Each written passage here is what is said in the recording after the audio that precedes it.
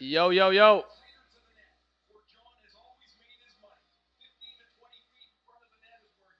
We are live.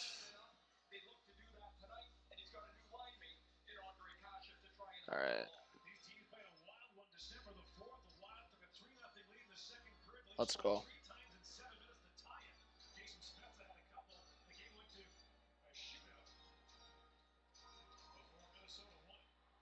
All right, there you go. We're underway. What's up, Akiva? Butcher, what's up, guys? All right. Leafs are Wild haven't been good either lately, but Leafs haven't been so hot either. So, both teams struggling right now. What's up? Yeah, Butcher. Hopefully, I'll see you throughout the stream tonight. What's up, NS, Royal, Asher, Noah, Bacon, Mark, Zeta's in the chat. Can you guys hear me all right? Is the audio better than last time? Is it better than Tuesday night? Let me know. I was trying this and whoa, Mrazek, buddy. See if Mrazek has a better game. Oh, bouncing puck already for the Wild. No, Zeta. No, because the Leafs lost. No, because I didn't stream the Blues game. I didn't stream the Blues game and they lost that game. But I'm trying to think of the game before that. But yeah, you're right. You are right. I've streamed this week 2 times and they've lost both. TCB, what's going on? I'm trying to think of what happened last week. So the Leafs, what was the games last week? But you're right, Zeta. Maybe if the Leafs lose tonight, then I gotta reconsider.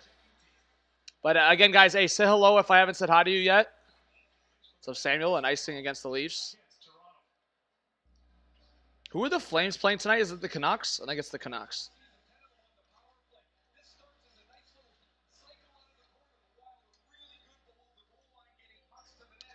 All right, hey, we got 50 in the chat. Let's go. All right, yeah, guys, hit the like button. Let's go. All right, Hartman up in the air. Riley trying to play to the right, and it went off stick out of play. All right.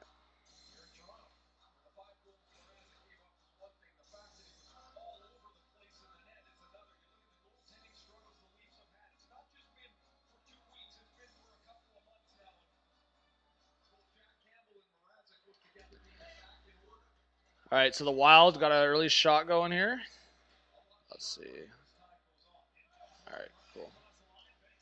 All right, Riley down low. Matthews trying to go after it. Now picked up by Spurgeon. It was the Canucks, Kraken, Penguins. Yeah, did I stream? Yeah, the Penguins game, I feel like I did stream at my apartment.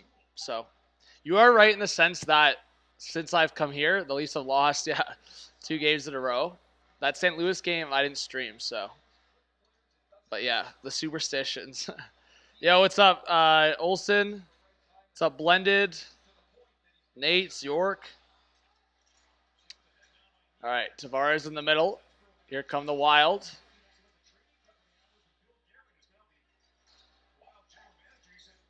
Fiala now at the neutral zone. We'll bring it back to the defense. 17.5 left in the first period. Here comes Kasha. A back pass for Nylander. Nylander, a shot. Missed on the short side. Let me know if audio is all right, guys. Hopefully it is.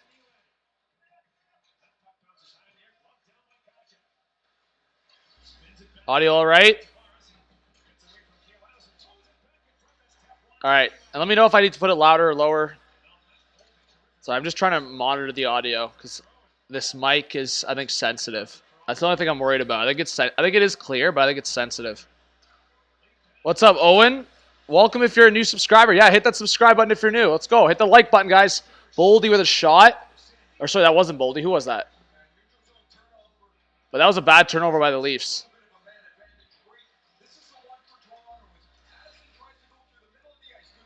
No. Kale and Addison. Oh, Nylander just missed that. I think it took a deflection.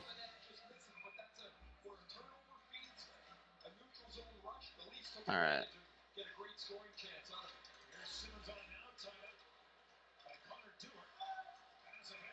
Okay, that was Connor Dewar, number 52. That's the only guy I'd say on the Wild I don't know too much about. So if there's a Wild fan in here, tell me a little bit about Connor Dewar. That's the only guy I don't know too much about. All right, hand pass, so we got a whistle. Yeah, Jeremy, I think that's the big part about the Chychrun trade rumors, right? Is obviously Chychrun's a really good defenseman, but at the same time, that contract makes the trade a lot more expensive, we'll say.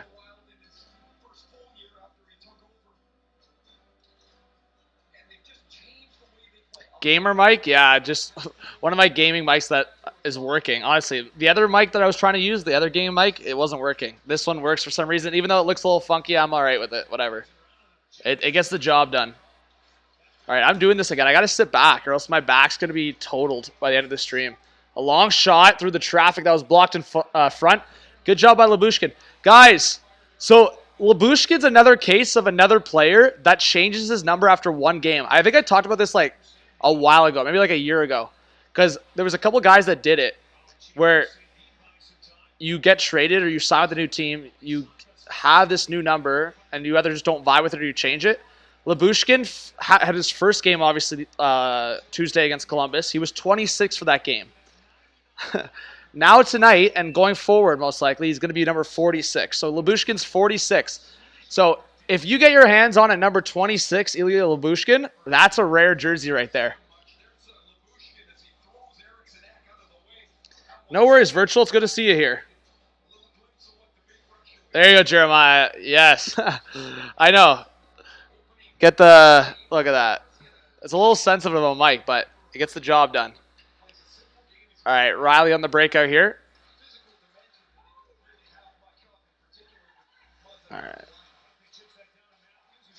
Matthews. Riley towards the net, and a glove there by Kakkonen. So, yeah, for anyone that wasn't aware, it is Kakkonen versus Mrazek tonight. So, I think the Leafs and Wild, I would say, are in a similar situation right now. Cam Talbot and Jack Campbell, two guys that both had great starts to the year. Obviously, Campbell more so than Talbot, but Talbot had really solid numbers. I don't want to throw out a random number, but he was probably top 10. Oh, Mrazek with a save there on Fiala, but Cam Talbot was up there for save percentage, and Campbell had, what, a .935 save percentage at one point? Now both Talbot and Campbell have kind of fallen off. So the Leafs and Wild are kind of forced to get Mrazek and Kakkonen going into a rotation a little bit. So we'll see what happens.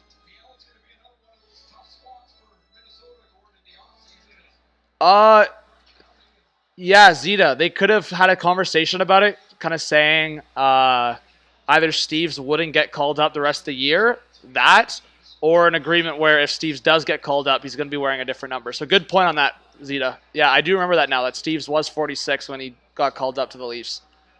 So that's probably what happened. You're right. That's probably what happened. Lyubushkin probably wanted 46, and they just didn't give it to him right away because of the Steves scenario. Good call. All right, Oliver, thanks for being here. What's up, Adam? Thanks to the 120 in the chat. Let us know if you're a new viewer, new subscriber, and how you're doing tonight, where you're watching from. Face off to the right here of Mrazek. Dermott now trying to play to the left side, picked up here by Nylander. Tavares, a bouncing puck. So Tavares, 10 games without a goal. Will he break that tonight? Kaprizov now will dump the puck in. Stopped to the side of the net there by Mrazek. On to the opposite corner. Dermott in a battle there with Kaprizov. Now it's Zuccarello. Zuccarello on the reverse in front. And Hartman missed the net. Now back out to the left point. Protecting the puck is Kaprizov on the reverse to the left side for Hartman. Hartman at the top of the left circle, a shot blocked there by Dermott, and he'll get the puck out. That was a good shift there by Dermott. Got in a battle there with Kaprizov and then got in the way of the puck and cleared it. Now a pass out to the right side from Zuccarello to Kaprizov. Kaprizov tried to get it to the point. That's intercepted there by Pierre Engvall. Engvall through the neutral zone. He'll dump the puck in. Out to the right side on the forecheck, it's Spezza. Simmons up top. Going after the puck now in the corner against Kaprizov. He gets the hit in there. To the right here of Kaapo Kähkönen. In the corner, Simmons gets the loose puck. Simmons waiting around the circle, a shot. That's blocked by Kaprizov. Now in the pinch, it's Lyubushkin. Down low behind the net for Engvall. Engvall waiting to Spets at the half wall. Spets protecting the puck across the blue line. Looking towards the net. That's intercepted in a stretch pass. Deflected, so no icing. And the Wild will be able to finally go for a change. Yeah, fourth line for the Leafs will also go for a change. That was a good shift for them. Now a pass from Sandin to Kampf through the neutral zone. Kampf to the right side. Protecting the puck is Mikheyev. Kampf trying to play into the middle. That was blocked. And it's Connor Duart going in for it. Brody now to the right side. And Mikheyev lost the puck. Good pressure there by Nico Sturm for the Wild. And the Leafs will have to reset in their own zone. It's 3-0 New Jersey? Yeah, is it DeSmith in net or Jari? What is going on there? All right. It's Jari in net? What? How's it going? Josh, we got 150 in the chat. Good to see. All right, Riley back to reset for the Leafs. Man, low shot total so far on net to start this one. We'll see.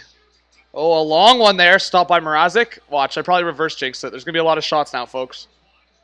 All right, Eriksson Ek going after it on the forecheck.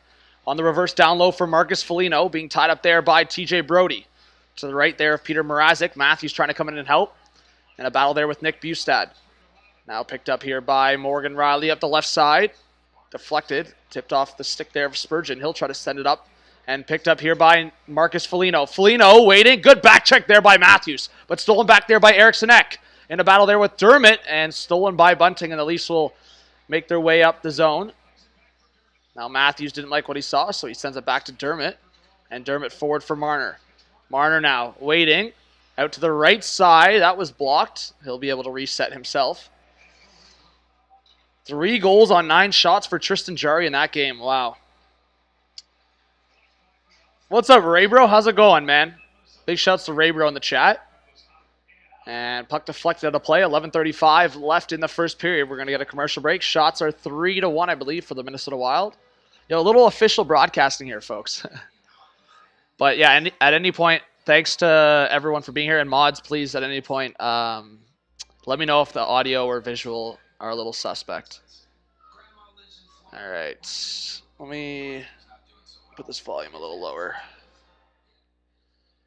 All right. A little too loud to even think. All right. Hey, BC, all good. Yeah, obviously, I'd really appreciate that, but no worries. Thank you so much, BC. Big shouts to BC. If you do. Rick, York Baller, Sonic, Oakley, what's going on, yo? Big shouts to Oakley in the chat. All right. But yeah, all right start to the game. I don't think either team right now is dominating. I don't think either team is showing off right now. I think it'd be fun to see maybe the Kaprizov Zuccarello show versus Matthews Marner maybe, or some kind of duo showing up tonight. Maybe the Eriksson Ek line goes off. We'll see. How's it going, Ma? We got 180 in the chat now. Let's try to get 100 likes, guys. Let's do it. I think we can do it. All right. And Ray Bro, how's the thumbnail game today? Is it all right? Not horrible? Competent? Yeah, Boldy and Fiala maybe. I'd be down for Boldy and Fiala to go off tonight. Not for the Leafs, though. I mean, I got Boldy in 2 of my leagues. I got Fiala in 1 of my leagues, but definitely don't want them to go off to the point where the Leafs lose this game. But who else do I have? In my money league, I don't think I have a single Minnesota Wild player, though. Let me see. Nope, I don't. I don't have a single Minnesota player for my money league.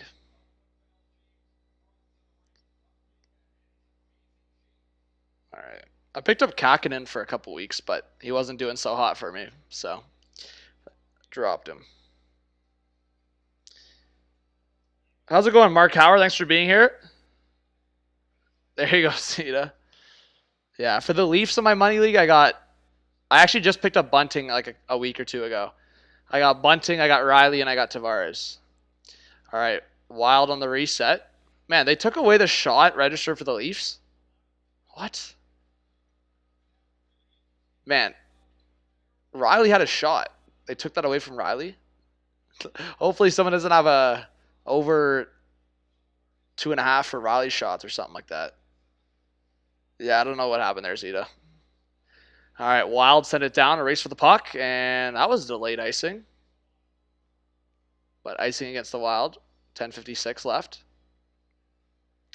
Should Wings trade Leddy and Nemestikov? Definitely Leddy, Salty, but I rate Nemestikov on the Red Wings. I think he's a good fit on the Wings, and honestly, Stevie Y had Nemestikov with the Lightning, so I think they potentially could keep Nemestikov. But Leddy, they should trade. I think they could actually get a draft pick for Leddy, and honestly, I don't know if he fits in their long-term plans. So I feel like Nemestikov, at his age and his fit, I think he could actually fit long-term with the Red Wings. So I would say Nemestikov, keep, Leddy, trade, personally. What's up, Clifford? We'll see, Clifford. Yeah, we've been having some chats, obviously, about the JT Miller trade, so we'll see what happens and if he gets traded. All right, Lyubushkin couldn't keep that puck alive. The Wild will now go for a change. All right. Second for Leddy. I would say maybe. I would say they would have to retain 50% on Leddy, and then maybe. Second max. Oh, a steal! In front! Bunting! Did that go off the post? Oh my... Michael, what a play by Wayne Simmons to intercept that. Wow. Michael Bunting off the post. So close.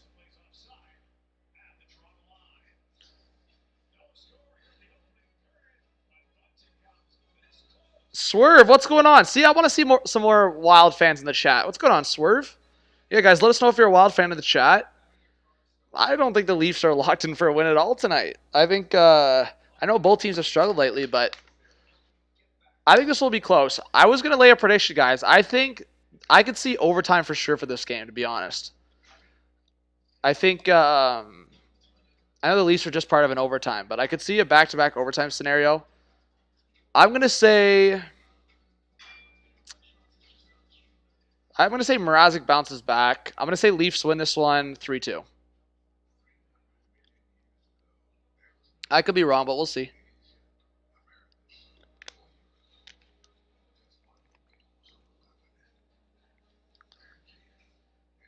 Amrit, no. I'll be watching the Canucks Flames game, but as I said, Amrit, while I'm at home here for a bit, I'm just not going to stream too much. I watch the Leaf games anyways, but it's just more so because I don't have access to a lot of the channels here at home anyways. So that's another situation. It's a comfort level thing. I don't love streaming here, but it's also an accessibility thing. Tonight, actually, I think I would have the accessibility to stream for Canucks Flames, but just a back-to-back here, especially with my family, like here, it's one of those things, like I'm not going to stream late into the night unless I have to or I feel like I could. Rick, I would say Bunting is probably in the top 5 for me for Calder. Like, obviously, when we talk about other guys like Zegras, Sider, Raymond's still in that conversation. Oh, man, if Boldy played a full year with the Wild, I think the way Boldy's been playing, he could have been there. Yeah, I don't know. I think Bunting's probably top 5. What's up, G? Yeah, Butcher, I would say what I've been saying for the Leafs is hopefully Dubas goes out, gets one winger, well, I've been saying a winger center kind of thing. Like, that's why I think JT Miller is so attractive for the Leafs in that perspective, is because JT Miller can play both center and wing on top of the fact that he's under contract for next year as well. So I think JT Miller is a guy I would definitely be interested in. I've kind of mentioned Max Domi. I think Max Domi could be a good fit with the Leafs. I'll be making videos on this stuff, but yeah, like kind of a fit like that. And then I would say just a really solid two-way guy. Lyubushkin's that shutdown guy. I don't think you need another Lyubushkin type unless you got a Luke Shen for cheap. Sure, go for it. But I would say just a really good two-way guy for the Leafs in that top 6 while Muzzin's out. Is Sauter my favorite? Yeah, you know I'm a big defenseman guy. I love Zegras too, but I think Sider might be my favorite. We'll see. It depends on Zegras does the rest of the year. I think Zegras is everyone's favorite, or a lot of people's favorite right now. But I don't know. All right, Bunting on the right side, cutting into the middle. Deflected, Kakinen got a save on that with the blocker, and he freezes it up. Yeah, hey, Kessel Rules, what's going on? I think you might be a new subscriber or new viewer. Let us know. Finding that my volume is not good, and it usually is. Go, Leafs, go. Joan, really? I mean, that's new. People are telling me the audio is better than the other night. So people, let me know in the chat.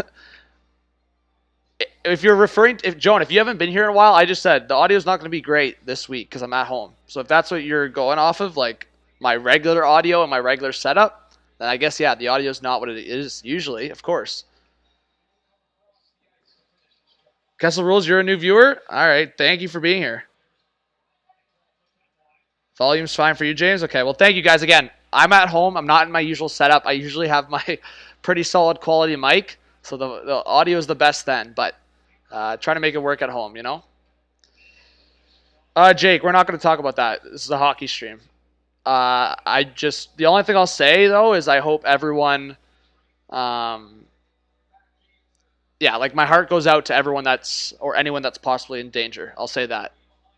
Because that, for me, is important to say. I do want to, I do want to put it out there that for anyone that's potentially in danger, my heart goes out to them, and I hope everyone stays as safe as they can. So I'll say that, but I'm not going to go into, obviously, anything else.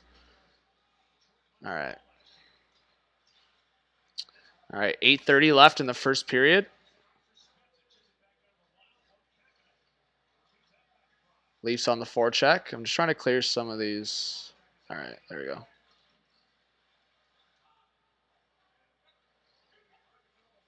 Perfect.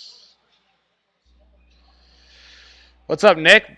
But Kessel Rules, thanks for being here. I hope if you're subscribed now with notifications on, I hope to see you more. And it looks like Kampf got high sticked, so I think Kulikov's going to the box. Yep.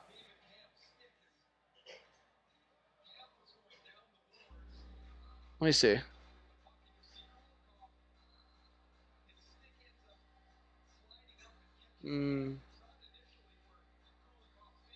Oh, yeah, it was a high stick. I didn't see it. I just saw Kampf holding his face. That was a high stick. Yeah. All right, so Leafs to the power play. All right, Marner on the left side. Back to the point for Riley. A shot. That's blocked. Oh, Morgan, man. I don't love that.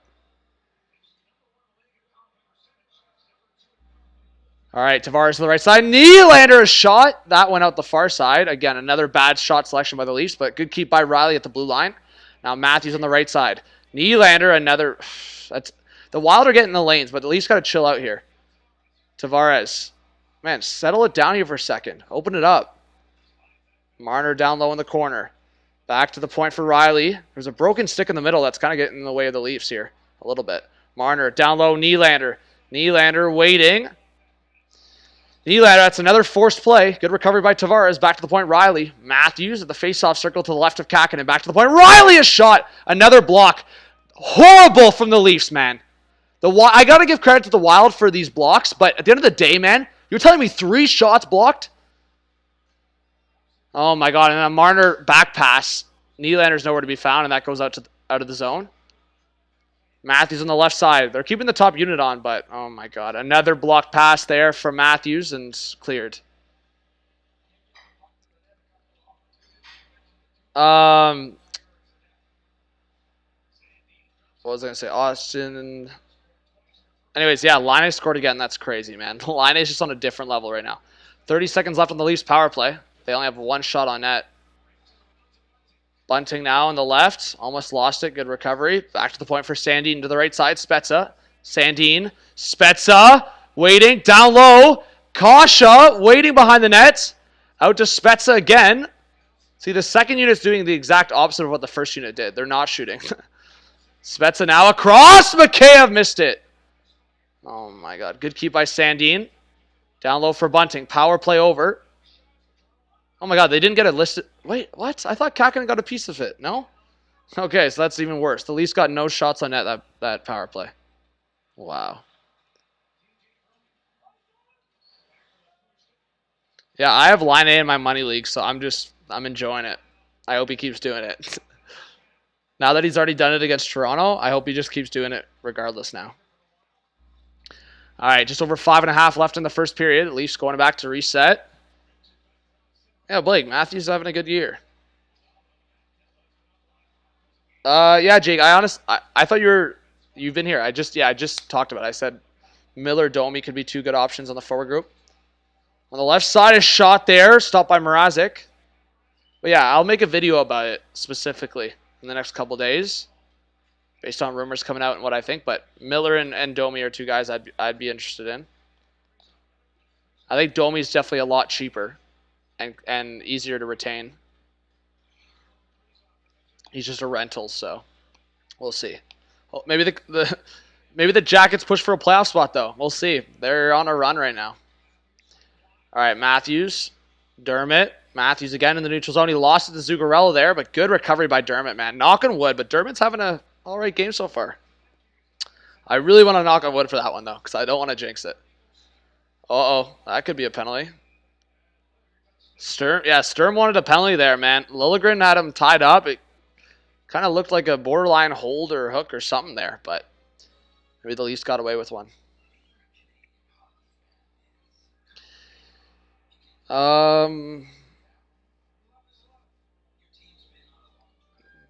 No, Extreme. That's the whole point of Muzzin being on LTIR.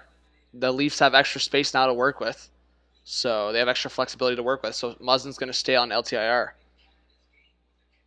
I know, Jeremiah. That's kind of, for me, Drew would be great, Kessel, but I don't know if that's realistic. But yeah, Domi for me, it's like half, like I think it's a good fit, but also half, like I think it'd just be good for, like, it'd be a good nostalgia thing. Yo, Crosby, come here. Want to come? Come here. No? All right. So you guys, some days he's in a mood, some days he ain't trying to be on stream. He's camera shy. Crosby, come. Come here. Crosby, come. Oh, maybe he will. Come here, up. Hey, he's back. Woo! What's up, buddy? Stream misses you, bud. Yo, look at the chat. They're all commenting. They're saying they love Crosby. Yeah! Good boy. Good baby. Yo, Crosby's a legend, guys. Look at him. Woo! Go, Leafs, go. What a puppy. Yes. Yes. All right. Good boy. What a good dog. All right. Always got to make that appearance, yo. BC, it's my family's dog. Yeah, man. Honestly, so sad with Rodion Amirov, guys.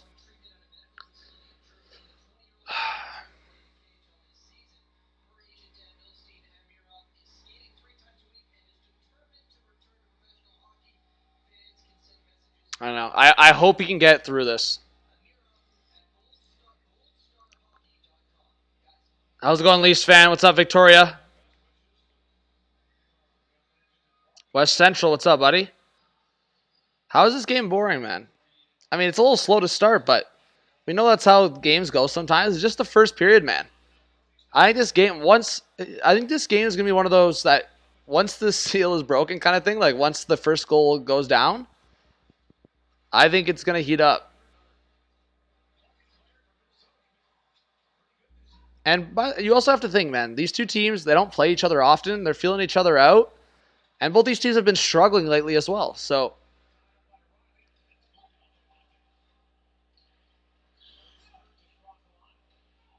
yeah, right. And, yeah, maybe. I don't know if it happens this season, though. I will say, though, Bacon, if the Flames found a trade partner for Monahan, ooh, that could have been a hooking. Bro, the Leafs got away with another one, man. That should have been a wild power play. Here comes Fiala. But, yeah, if they can somehow get rid of that Monahan contract, the Flames would have so much space to make another move. Oh, no, they did get the penalty. Man, the refs are so weird. So Bunting doesn't get a penalty, but Lyubushkin gets a penalty for holding. This is why sometimes I'm telling you guys. It's hilarious. This is why I'm telling you, refs are hilarious game management. Some refs, I'm not saying every ref, but some refs in the NHL are game management freaking, like, they love it, man. I think. Like, call the bunting penalty. Why are you calling that? I think what happened is they panicked, realizing no one put their arm up on the bunting penalty. So they're like, okay, we got to call the next thing we see against the Leafs. All right, Lyubushkin put his arm around him for a second there. Like, that was not a penalty against Lyubushkin. The bunting one was a penalty. Bunting should be in the box right now. It should be a wild power play regardless, but it's just funny how the refs work sometimes. All right. Wild on the power play. There we go. All right, 3 to go in the first period.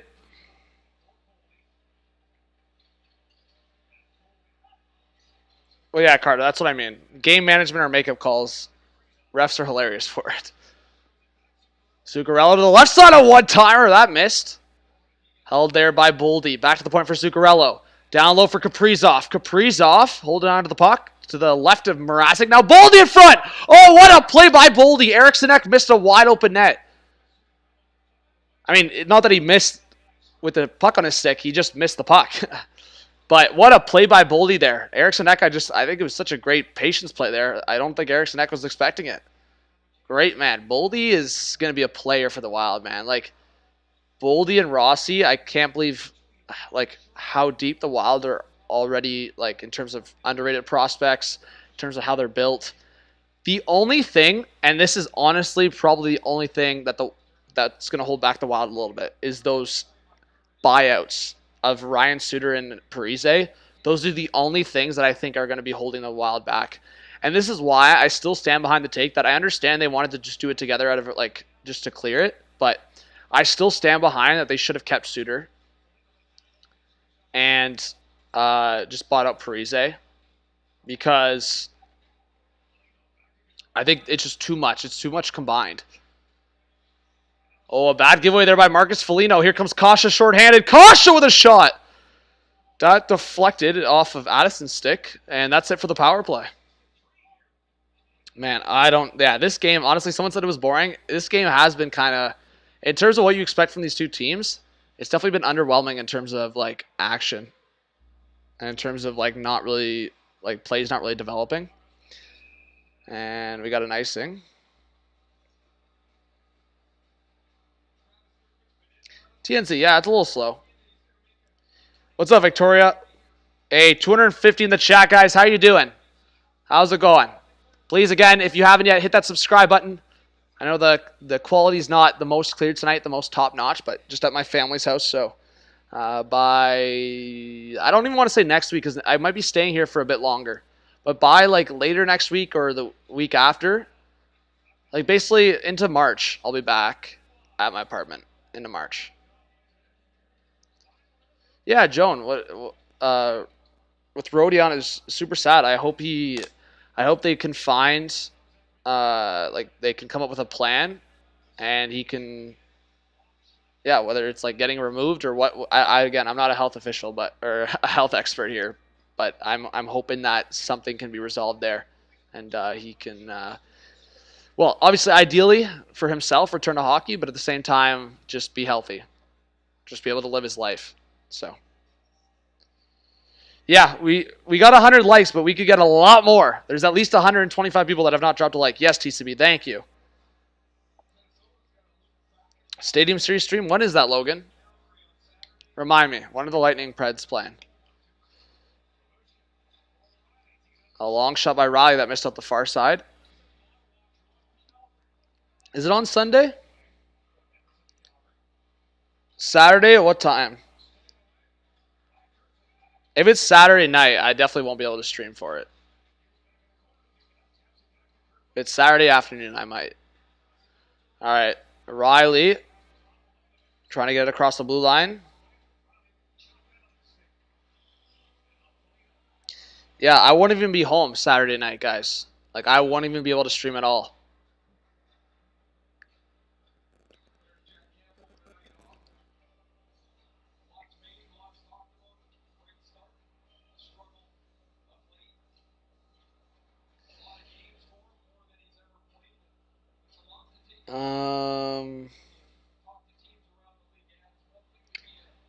Yeah, Jeremiah, everyone's around. Yep. Oh, right off the end there, Marner had a chance in tight. 2.5 seconds left in the first, though. Do I actually think the Pens could get Forsberg? Maybe, Mickey. Mickey, at the end of the day, I personally think Philip Forsberg's not going anywhere. I'm just saying, in the potential scenario where Philip Forsberg, that's why I said in my video, the Los Angeles Kings for me in the offseason, if Philip Forsberg doesn't return to Nashville, I could see the Kings going heavy after Forsberg in the offseason and free agency. I think the Kings would be one of my favorites to get him. But in terms of trade, I think the Penguins could be aggressive. I think the Penguins, Hurricanes, Bruins, like teams like that, could be aggressive for a guy like Philip Forsberg. But at the same time, I personally think he's not going anywhere. So we'll see. But that's it for the first period, guys. Shots are 6-5 for the Wild. And yeah, 0-0.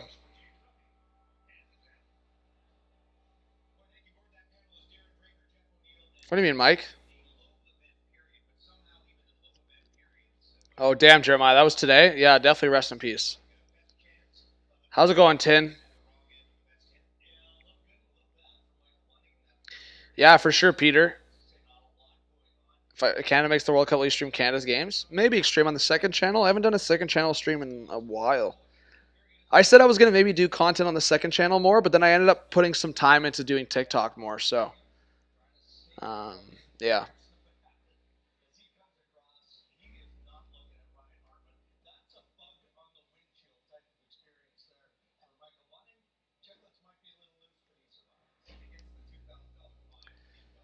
How's it going, Sam? Oh, I just want to put on the record, that was a joke. That embellishment. Are you serious? The NHL fining Bunting for that shit? I see that all the time, and they fine Bunting. That's where the NHL can be an absolute joke, man. They actually signaled out Bunting for that. Nah, man. Mickey, not 1-for-1. Maybe Kapanen part of the deal, sure. Kapanen in a pick or Kapanen in a prospect? Maybe. Like, Forsberg's a star in my eyes, guys. Like, it's just Forsberg's in Nashville. That's why, in terms of, like, big hockey markets that don't talk about Forsberg, Forsberg, for me, is like a scoring star.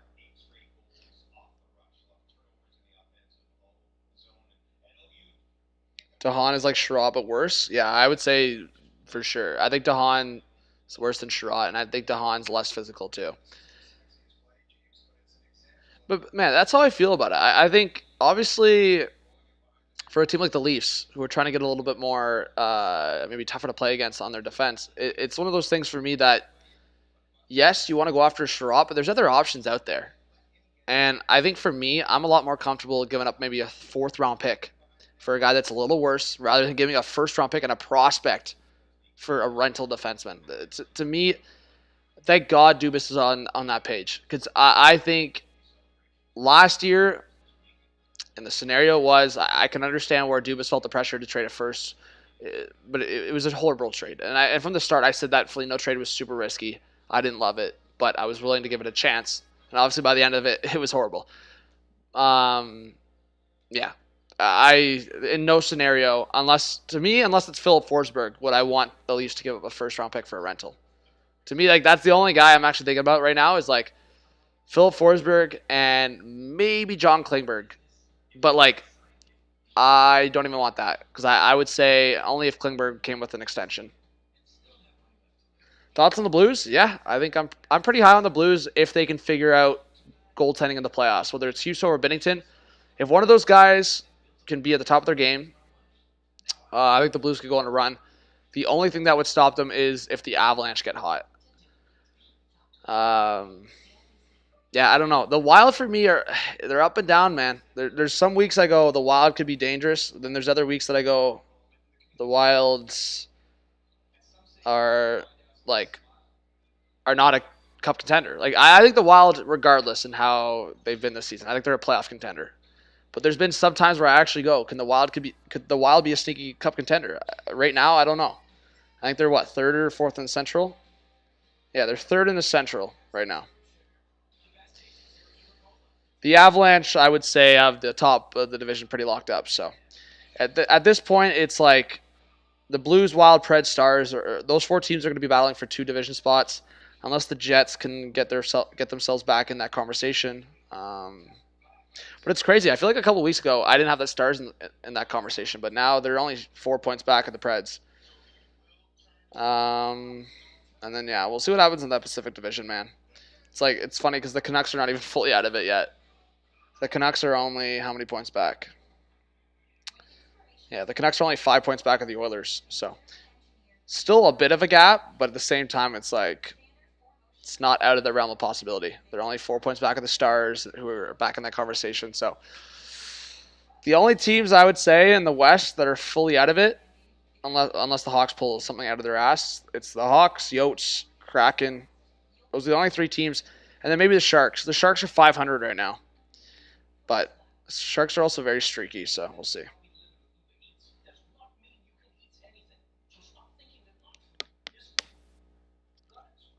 Yeah, I was more so talking about the Central Division there. Hey, NR, I appreciate that. Yeah, Canada. Honestly, guys, I would get pretty hyped up for Canada in the World Cup. Hey, Sally DeFox in the chat. Thank you so much for being here. Legend, guys. Make sure you go subscribe to her channel. What do I think? Hockey Boy, we're not talking about that. Mods, please delete messages like that. Ryan says we want Fleury back. Let's see. Wait for the Sens in the upcoming years? Yeah, of course. I actually thought the Sens could be sneaky this year, but it's just when the Sens went through that bad run, that bad stretch of games, that's what put them in the hole for them to not have a conversation. So, yeah, man, Klingberg actually, here's the thing. The only concern I have with Klingberg is he's going to be like Tyson Barrie Part 2 in terms of poor defense. I don't want Klingberg if he's going to come to Toronto and play shit defensively. I just don't want it. If Klingberg can return to what he was a couple of years ago, where he actually worked on his two-way game and was considered a top offensive defenseman, then I'm taking that version of Klingberg. But again, it also depends on how much. If the Leafs could find a scenario where they're not giving up their first-round pick for Klingberg, I'm doing that trade. Like a second maybe and a couple prospects. I'm down to do that trade for Klingberg, 100%.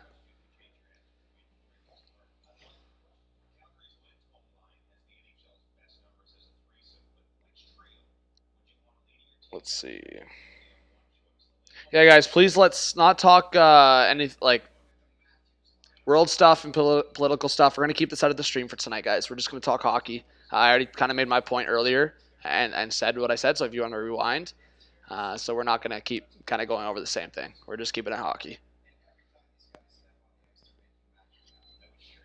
Yeah, Brett. I'm seeing some of the... I mean, again, I actually love a lot of Canucks fans, but some of the asks for JT Miller are insane. I'll just put this in the chat. So I saw someone on Twitter say, and to me this is absolutely insane, say that they wanted a first-round pick, Topi Niemela, Rasmus Sandin, Alexander Kerfoot, and an additional pick for JT Miller. That's what they wanted. And I actually think that's insane.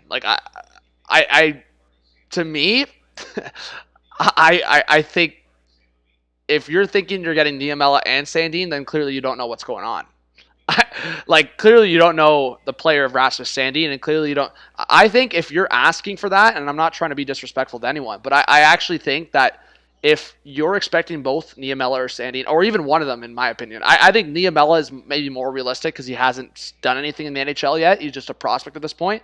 I could see Niemela involved in a JT Miller trade, even though that would be a tough prospect loss for the Leafs. But I honestly think that person, or any person, probably just went to the prospect list for the Leafs, or young players for the Leafs, and just go, okay, I'll pick these two guys. Because Sandin, are we out of our mind? Sandin in a JT Miller trade? No. Not even close. On top of Niemela, a first, a second, and Kerfoot? No. let's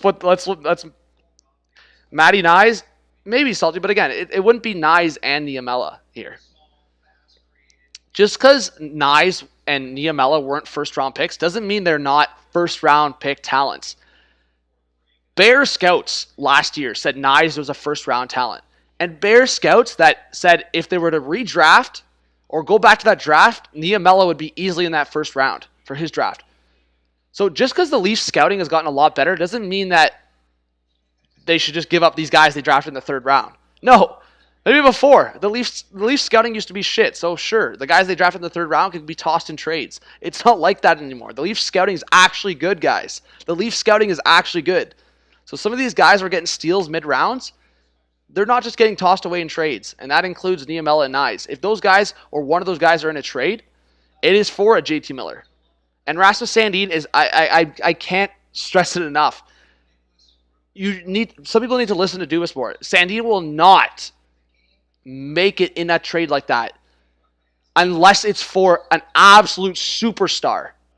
Sandin will not be in a trade unless it's for a superstar.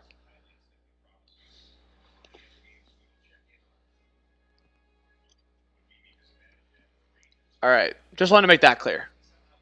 Because for me, I think Sandin's pretty close to untouchable. Pretty close. If he's not untouchable, he's pretty close to it.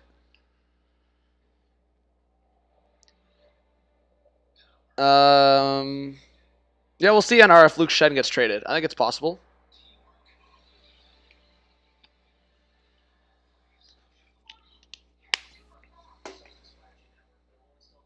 Do I think the Leafs make it past first round? We'll see. We will see. I have no expectations. I'll say that. Yeah, Amrit, I kind of said. As I said, it depends on the price for Klingberg, and Chikrin's a left shot defenseman. But in terms of what they were just talking about, would only want a guy like Manson is if it came with an extension with Toronto. I don't want them trading for Manson at this point now as a rental. I wanted Manson 2 years ago. So that's my problem. I wanted Manson 2 years ago. It didn't happen. Now at this point, if you're trading for Manson, to me, it needs to come with an extension. It needs to be a conditional pick, in my opinion. I would actually be willing to trade a first for a conditional. Sorry, I'll say this. I'd be willing to trade a conditional first for Manson if it meant it goes down to a second-round pick if Manson doesn't re-sign. You guys following? So if Manson re-signs with the Leafs, I'm willing to lose that first-round pick because I think Manson could be a good piece for the Leafs for the next couple of years. But if he doesn't, second-round pick. But to me, that's already a lot. Like a first-round pick for Manson. Manson's like, he is definitely an upgrade over Hall. Like a clear-out upgrade over Hall. But he's also not like a stud top 3 guy. He's probably a good number 4. I actually think Lindholm, to me, personally, I think Lindholm brings a lot more overall. So I would, the deal I just said, that conditional first for Lindholm goes down to a second if he doesn't re-sign with the Leafs. I wouldn't mind Lindholm. But again, it's that conversation to the chat. Are you guys asking me who I believe for the Leafs to acquire, if it's a right shot defenseman, or are you just wanting a defenseman in general? Because Lindholm, Chikrin, guys like that, they're left shot guys. So it's just a matter of fit. It's just a matter of what Dubas is looking for, what the management's looking for. Are you looking for specifically a right shot guy? You just got Lyubushkin. Or are you comfortable having a left shot guy on the right side? At the same time, you also have to realize Muzzin's out, right? This is the space that they're getting is, or at least the flexibility they're getting is based on Muzzin being out. So you also have that spot on the left side because right now Sandin's in the top 4, correct? So you either acquire a left shot guy, Sandin slides down, or you acquire a right shot guy and Lyubushkin or Liljegren slide down, right? So maybe the Leafs go after a left shot guy like Lindholm, or if they went crazy and got Chikrin, that would be wild. Yeah, Hull fell off a cliff. That's the easiest way to say it. Lindholm for a prospect in a second, that'd be solid. What's up, Ken Dog? York, what's up? OEL.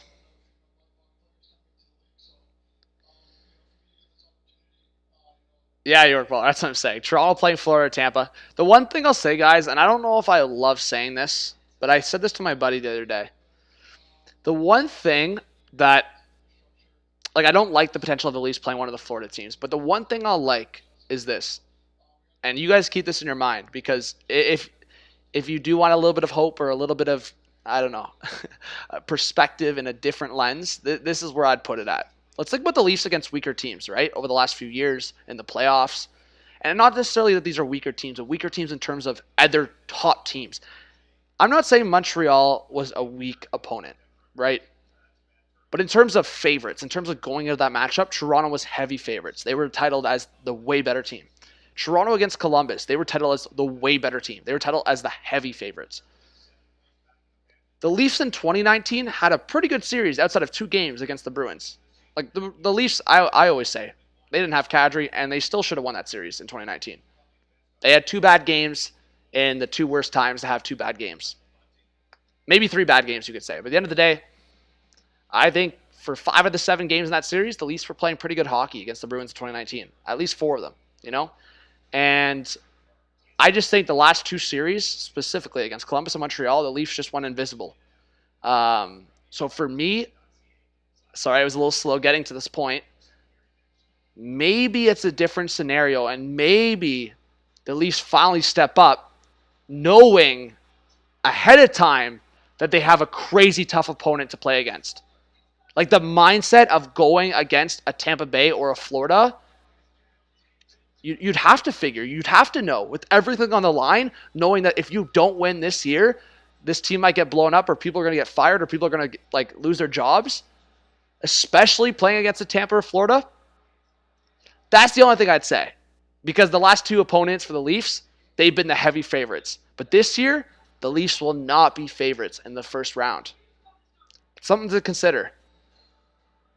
And honestly, back in 2017 when the Leafs played the Capitals, I liked that version of the Leafs. I liked the fact that the Leafs were underdogs.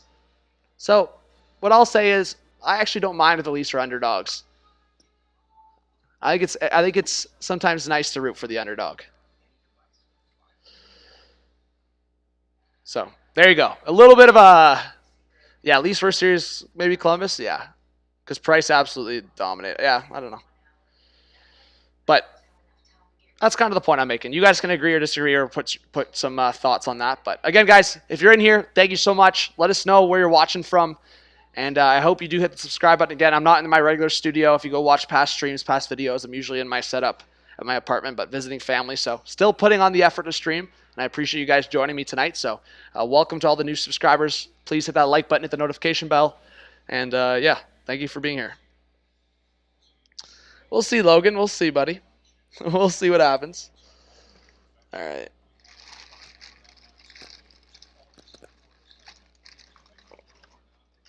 All right.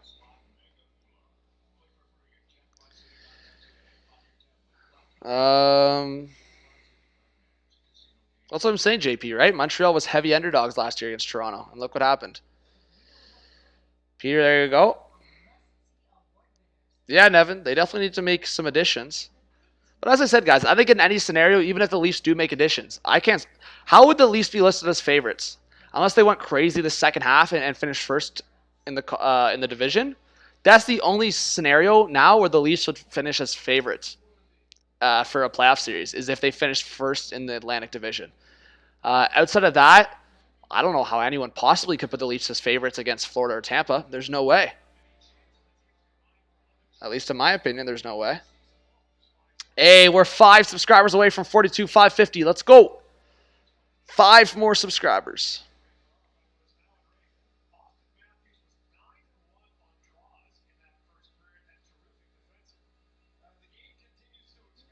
All right.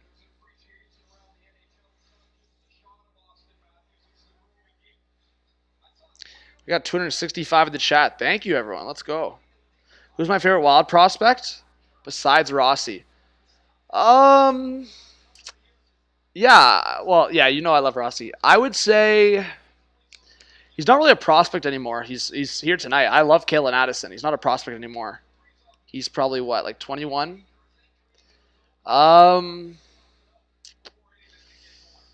also very curious on Wallstead. I'll say that. Very curious. But yeah, I would say in terms of young players, really intrigued by Addison.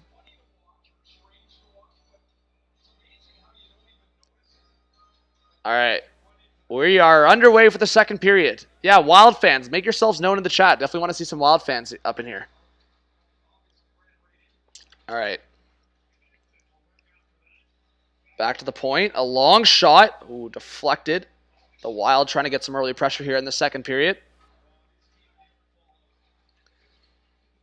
Is Hall benched again? Yeah, Hall is scratched again. So, as I said, it's not me making shit up, guys. It's not me watching a different game. Exactly what I've been watching. Clearly, Dubas and Sheldon Keefe have been watching as well. And Justin Hall has been benched for the last 2 games. So,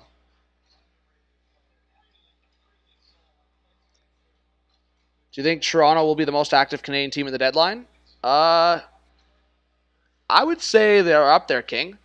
The only other scenario, I think Montreal will probably be the busiest in terms of selling. So if you're asking me who's the busiest buyer in terms of Canadian team, I don't know if Edmonton makes a lot of moves unless it's a goaltender. And I think Calgary already made their big move with Toffoli. So in terms of buying Canadian teams, I think the Leafs will probably be the busiest.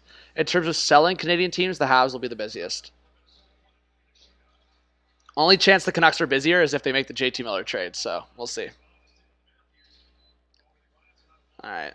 So puck out of play, 18:42 left in the second. Sam, if the cap makes sense, sure. Aliska with the 2. Says, go Leafs, go. First donation of the night, I believe. Let's get some Aliska hype in the chat. Thank you so much for the donation.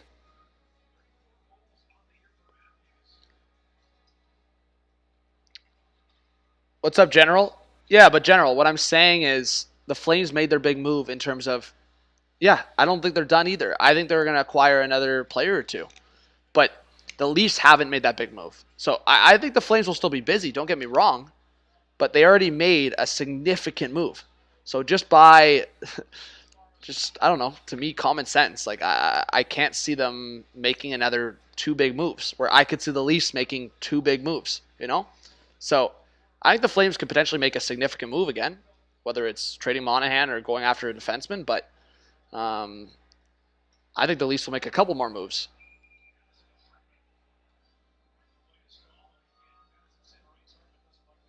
What moved to Calgary? They got Tyler Toffoli from the Habs. Traded their first round pick, a couple other pieces, and got Toffoli from Montreal. So, John, do you think the Leafs will have max salary cap next year? Yeah, King. The Leafs will be pretty close to the ceiling again. They'll have to be creative next year, especially if they acquire a guy like with term next year. So we'll see. But I think the great thing about this Muzzin on LTIR thing is that they can potentially trade Justin Hall. And any trade they go after, like, they could potentially keep Kerfoot. Like, I think that's great. I think Kerfoot has shown he's very valuable in the playoffs. I think if the Leafs were able to keep Kerfoot on top of trading Hall and getting 2 new additions, I think it'd be the best deadline I've seen from the Leafs. But, again, it depends on value, who they trade. And I do want whoever they acquire to have some term or have a scenario where there's a comfort level or some kind of security with the player. So we'll see. The Foligno edition it was always rocky waters there. It just, from the start, it was a little sketchy. He got hurt. He was never a guy that should have been considered to get a first round pick. So, what's up, Mikey? Hey, Jeremiah, what a legend, said, really depressing day for me. Happy to be with Hot Takaki today. Would love to come on for a Caps Leafs game as I have been streaming every Wednesday. Hey, there you go, Jeremiah. Let's go. Let's go. Let's get some Jeremiah hype in the chat and positive vibes to him. Hopefully has a better rest of the week. So let's get some Jeremiah hype in the chat, guys. Thank you so much, Jeremiah, always. No, Liljegren's been great, King. Liljegren has been great. All right, and that's why, I mean, I think it's insane that there's some people out there expecting Sandin in a Miller trade. Liljegren and Niemela, a lot more realistic. People clearly don't understand how good Sandin is. And the Leafs touch up. It's going to be a penalty against Toronto here. Disappointing. Duhaime and Kampf in a battle? Like, what happened there?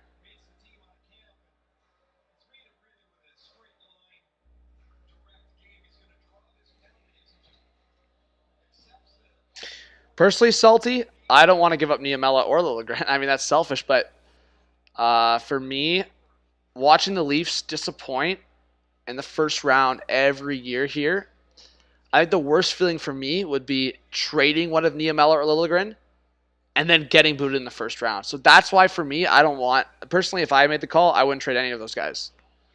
I would just sit tight, and at the end of the day, trade draft picks. To me, trade draft picks. Because the Leafs scouting has proved that they can get some gems in the mid-rounds. Trade your firsts, trade your seconds, get some fourth-round picks back, and try to and put trust in your scouting department to get some gems in the fourth round. That's where I would go if you're the Leafs. Trade the first and seconds. Don't trade your gems in Niemela and Nyes and those guys. My opinion again, but anyways, Leafs clear it. 127 left on the Wild power play. What's up, Adam?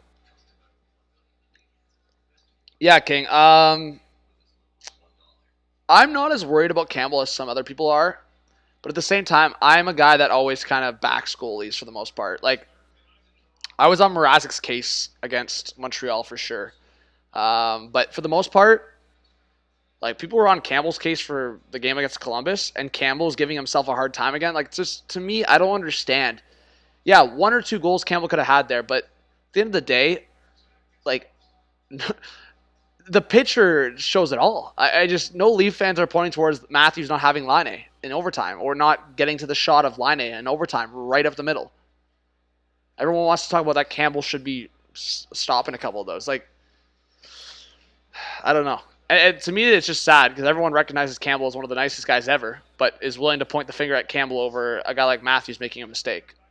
So, it's whatever, man. Oh my God, what a smart attempt there by Zuccarello. Another one in front, stopped by Mrazek. Another shot by Boldy, deflected off the stick of Brody. And I love, I've been saying this a few times over the last couple of weeks, I love Sheldon Keefe's trust on Liljegren on the penalty kill. I love it. To me, it's helping Liljegren become a better all-around defenseman. It's forcing him to. But at the same time, we'll see how it works, and maybe that's not the case in the playoffs. But at least in the season, when you feel like you're in somewhat of a good spot, oh my God, man. Kaprizov now with the puck. The Wild are buzzing, man, on this power play. Boldy's looking so good, man. Boldy with a chance there. Now Spurgeon. Boldy on the right side. Boldy waiting outside the right circle. Still with it. 20 seconds left on the power play. Down low for Zuccarello. Zuccarello.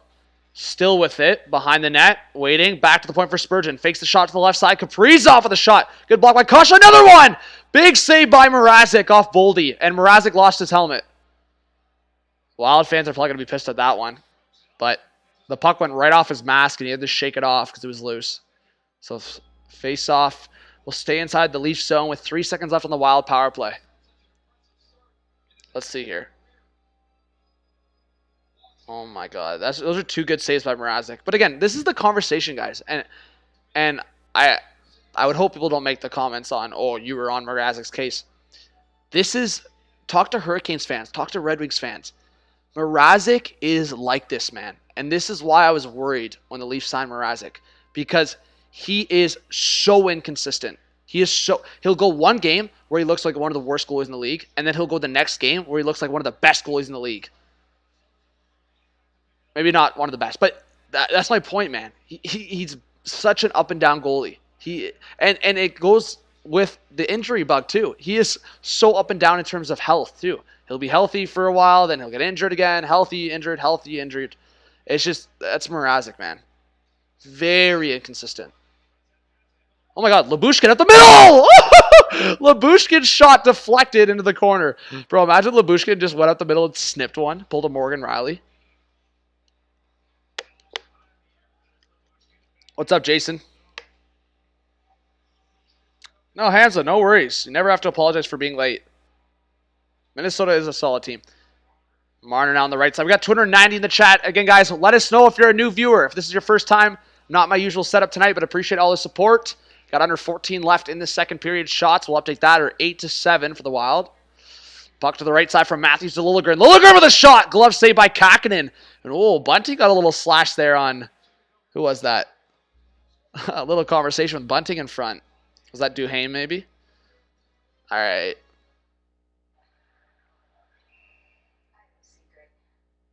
But shots now even at 8. But, man, just watching Liljegren, guys, and I understand he makes some defensive mistakes here and there.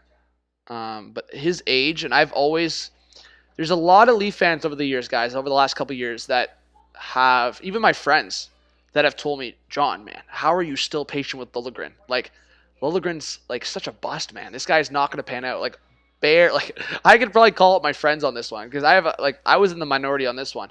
I was always backing the patience on Liljegren, even though at some points I was like, put him in a trade to get a guy. But at the same time, the Leafs didn't make that trade, and I didn't want Liljegren to ever be a throw-in. Like, I never wanted Liljegren to be a throw-in the way, like, I don't know, like Hollander got traded by the Leafs, a couple prospects here and there in trades in the past. So, to me, I've really loved watching Liljegren grow, and I think at this point, I think the Leafs want to see it through. I think Liljegren has the potential of being a really good number 4 on a team. And to me, that the way he plays the game, I think it's very valuable if he can improve his defensive game. So, on that subject, I think Liljegren's pretty underrated. And, yes, you know what? If he's part of a trade to get JT Miller back the other way, it would be tough, but I'd probably accept it. But at the same time, that's where it's just, for me, the value needs to be understood. Like, Sandin's close to untouchable. Liljegren's potential for me is still there. I think he's going to be a top 4 defenseman. Again, not a high-end one, but probably a good number 4 guy. Well, that's what I'm saying, Salty. Liljegren always had that potential. At one point, guys, believe it or not, Liljegren was projected. I don't know if it was Craig Button's. I know some people rip into Craig Button, but it was maybe even Bob McKenzie. I actually think it might have been Bob McKenzie's list.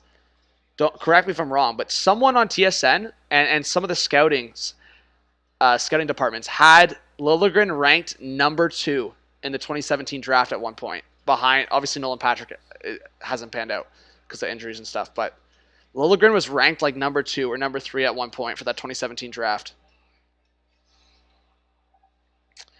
Hey, what's up, Thomas? How's it going, Zeno?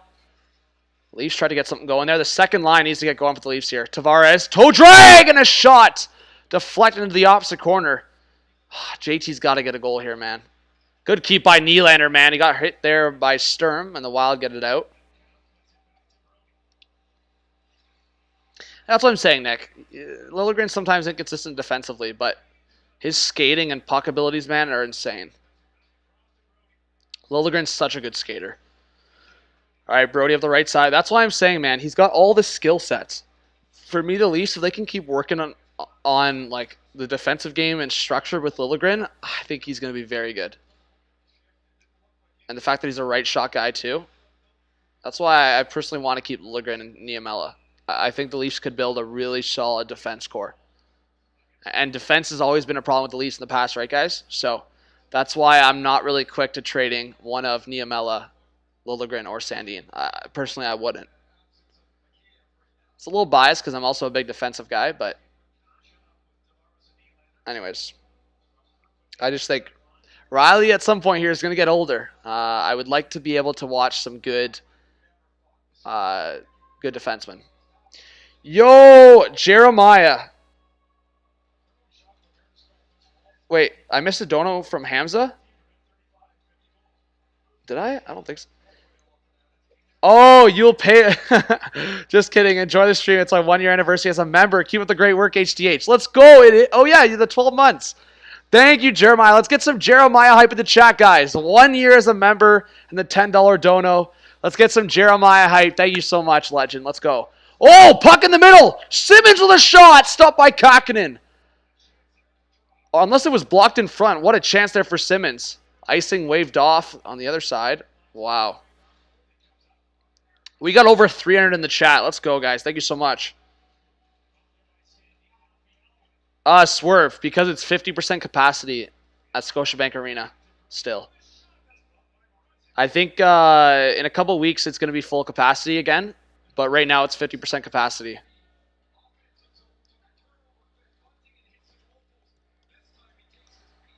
Oh, that almost went in off the deflection, man.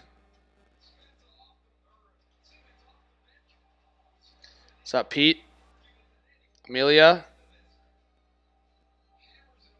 Yeah, can someone give me a score update on the games? Yeah, and honestly, the Leafs scouting went from one of the worst to one of the best in a span of like 5 years. Like before 20. Oh my! In front scores. Great pass by Matthew Boldy. Who was that? Was that Freddie Gaudreau? I think it was Freddie Gaudreau. Yeah, it was Freddie Gaudreau. So great pass and patience, man, by Matthew Boldy. Another proof in the pudding right there for Matty Boldy. Matty Boldy. And yeah, look at this patience from Boldy, man. Yeah.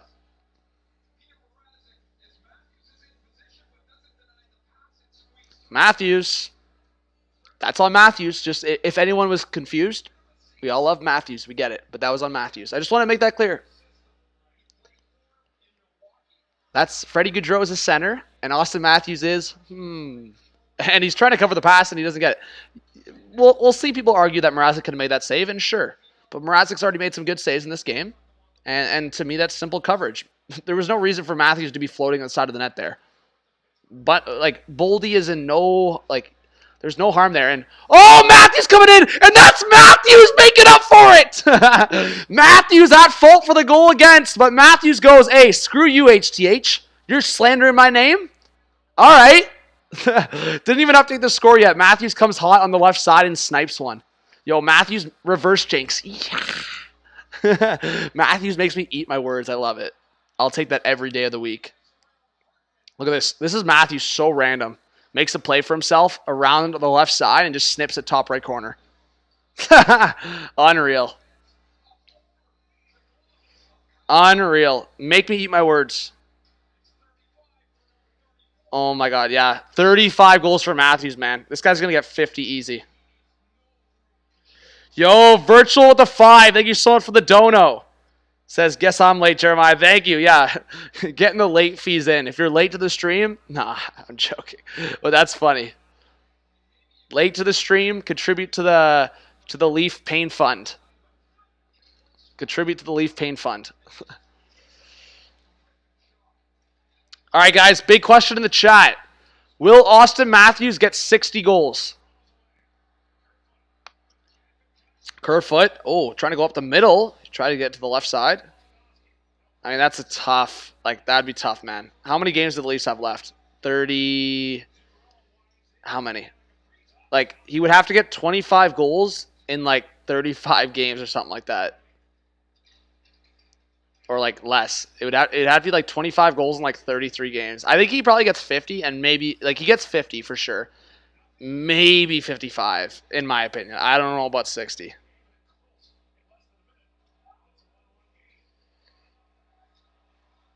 For sure 50. For sure 50. He would have to go through a crazy slump. Like, Matthews already kind of went through a mini slump this year. I don't think Matthews goes through another slump, but I could be wrong. I honestly could be wrong. So that's Matthews from Liljegren and Dermott. That was... Guys, does someone have the time in between goals there? If someone has it in the chat, let me know. What was the time between the Wild goal and the Leafs goal? Someone let me know in the chat.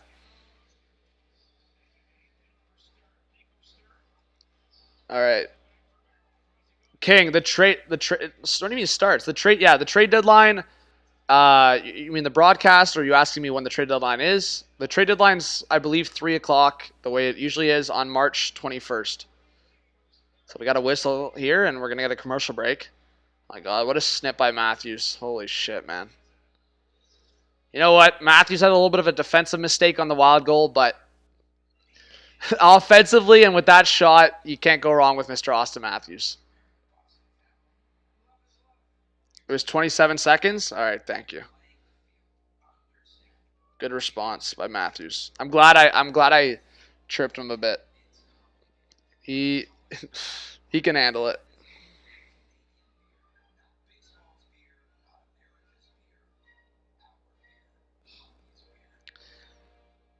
All right, let's see. Yeah, what did Pierre LeBrun tweet? Oh my God. Chris Johnson says, Austin Matthews has 76 goals in his last 100 games. Oh. Wow. Wow.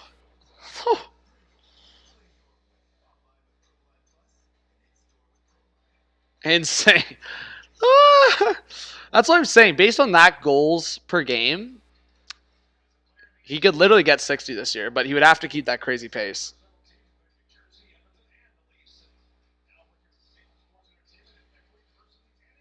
All right.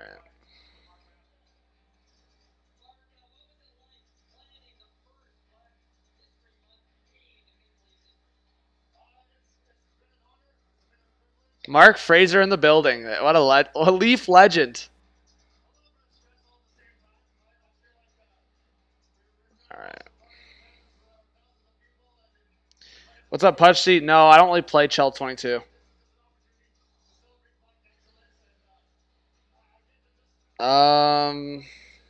Butcher says Justin Hall with the Stanley Cup winning goal assisted by Leafs legends David Clarkson and Nathan Horton. My favorite NHL video game, NHL 06. Just because I played it the most growing up. That's honestly, guys, you could probably credit me playing hockey and just me playing hockey, obviously, just in general. But like NHL 06, man, is a huge. I used to. You could probably talk to any of my friends or family on this. I used to rip that game for hours, like sometimes hours every day. NHL 06 on the GameCube. I would just rip Dynasty mode or whatever it was called back then. I think it was Dynasty mode, and I would just rip that. I would just that's how my knowledge started like going crazy, and that's why my 2000 knowledge is pretty solid. Before that, like that's what I'm saying. The 90s it gets weaker, and then before the 90s, my knowledge is super weak. But 2000s till like now is like really solid, I'd say, for my knowledge. But yeah, just NHL 06, man, is a big reason why I'm so into hockey.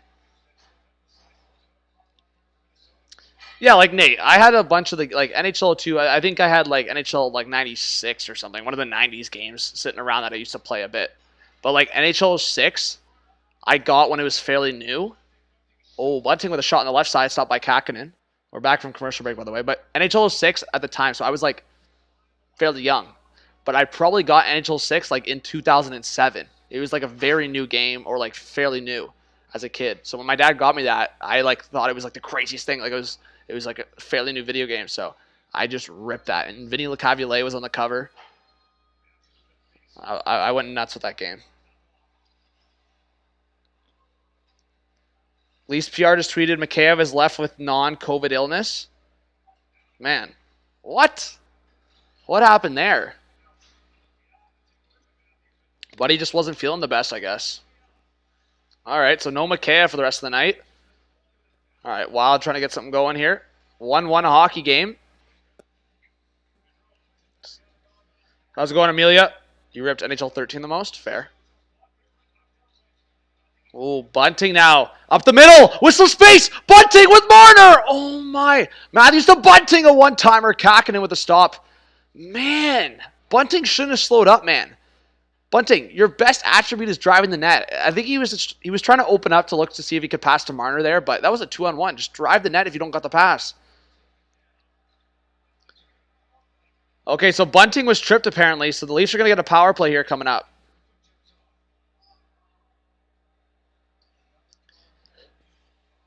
NHL 14 was, I think that was the Brodeur one, right? That was a good game. I used to rip that a lot. All right, Nylander on the left side.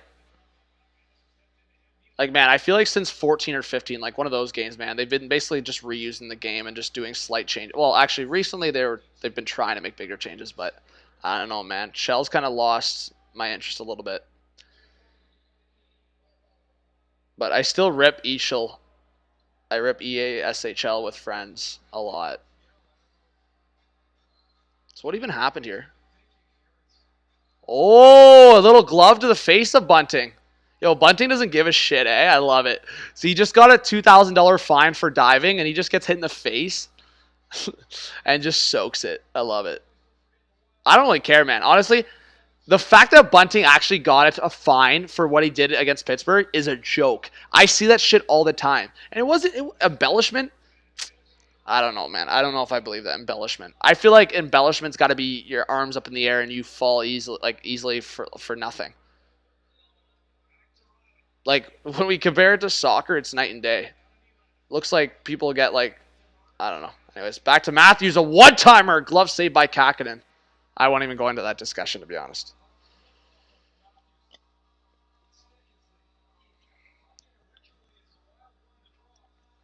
There you go, Jeremiah. What's up, Seth? Toronto sports fan. Phantom, how's it going? Yeah, Phantom, we got a couple quick goals.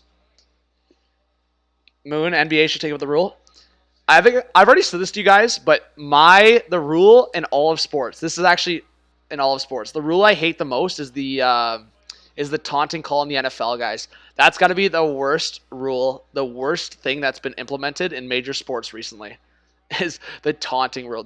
The officials were not taught that rule well, and it was the worst thing I've seen in major sports recently. I don't know if you guys agree with me or any NFL fans in the chat, but that was the worst. Anyways, Leafs got 1:15 left on the power play. Let's get back to commentary here. Riley on the blue line. To the left side for Marner. In front, Tavares! That went off Kakinen's shoulder there. Nylander tried to get the deflection. Oh my god, Tavares. See, Tavares and Nylander down low, man, are driving me nuts lately. Riley and Hartman racing after the puck back in the Leaf zone. Hartman knocking some time. Whoa! It squeaks in front. Oh my god, Matthews, a bad giveaway. Okay, the Wild almost scored twice shorthanded. Okay. Oh my god, another one. Mrazek saves short side.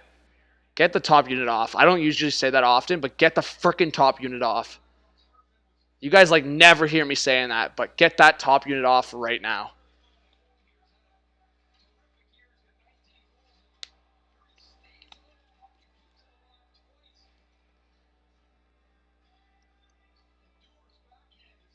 All right.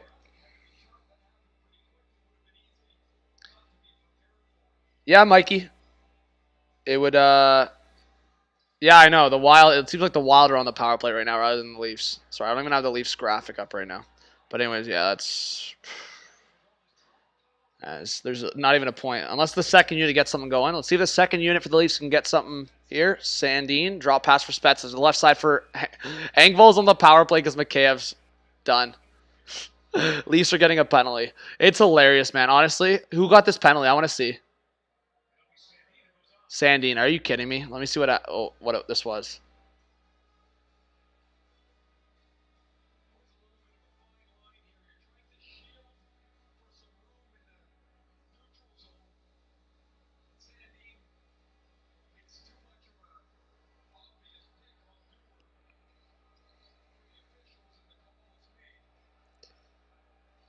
No comment. No comment. No comment. No comment. No comment.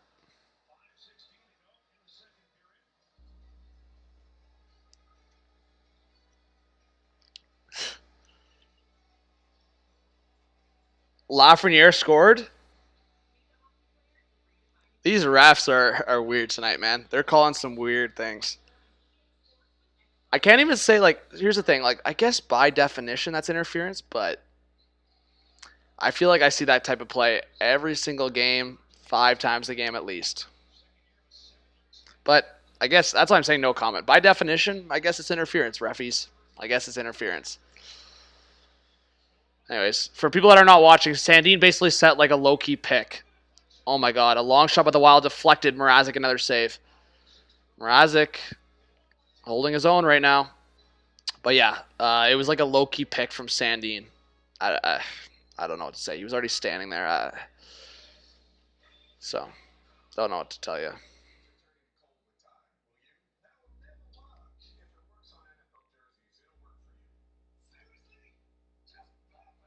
Yeah, Jeremy, the way JT and Nylander have been playing on that power play.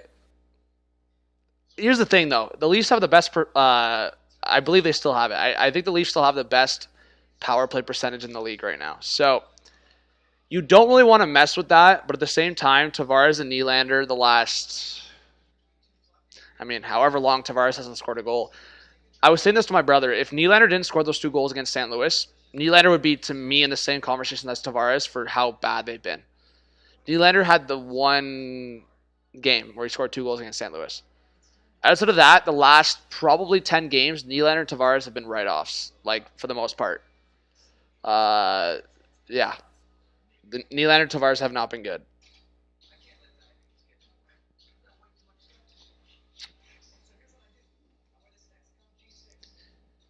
What did Michael say? I don't know what Michael said, but what's up, Michael? Thanks for being here, man. And welcome if you're a new subscriber to any of you guys in here. We got 315 in the chat. I also do want to say I'll be live all day on NHL trade deadline. I'll be live a lot leading up to the trade deadline in general. I'll be making a lot of videos, so I hope you guys got the notifications on with being subscribed, and I hope I'll see you on that trade deadline stream March 21st. Bunting is a big flop. Yeah, Victoria. Bunting, he goes down a bit easy.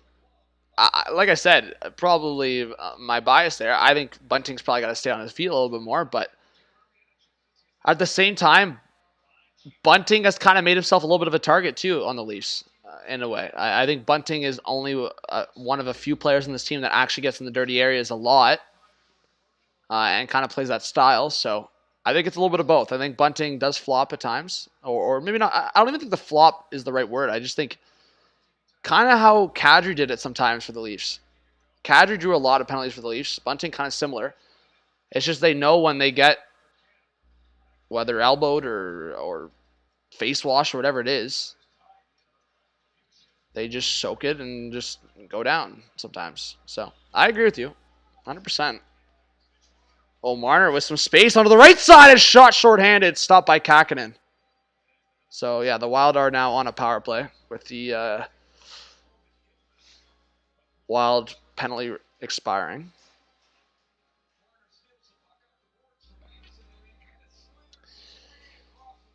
Yeah, deadline day is going to be crazy, I hope. Well, I hope.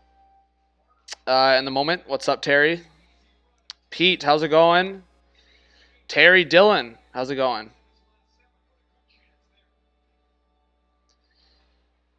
You should make a video on if the Sens would be a wildcard team if they had their healthy lineup, which they haven't had all season. Well, yeah, Virgil, I could probably answer that for you.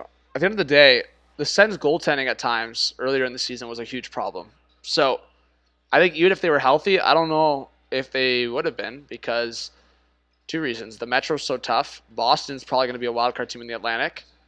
And the Sens goaltending was suspect. So with those three reasons, yeah, the Sens probably would have been better than they have been. But at the same time, I don't know about playoffs.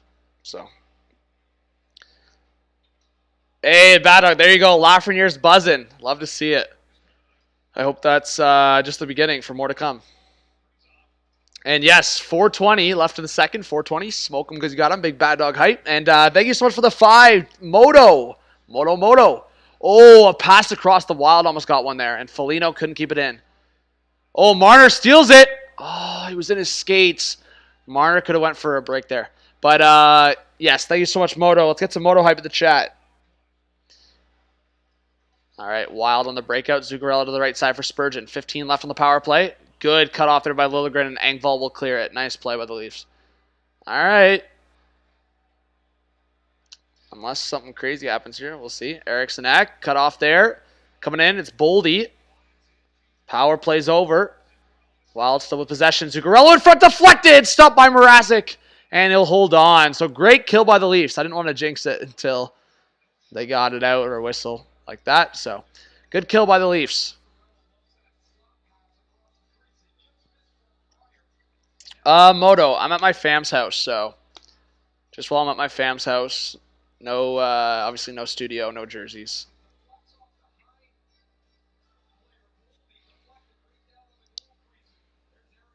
Let's see.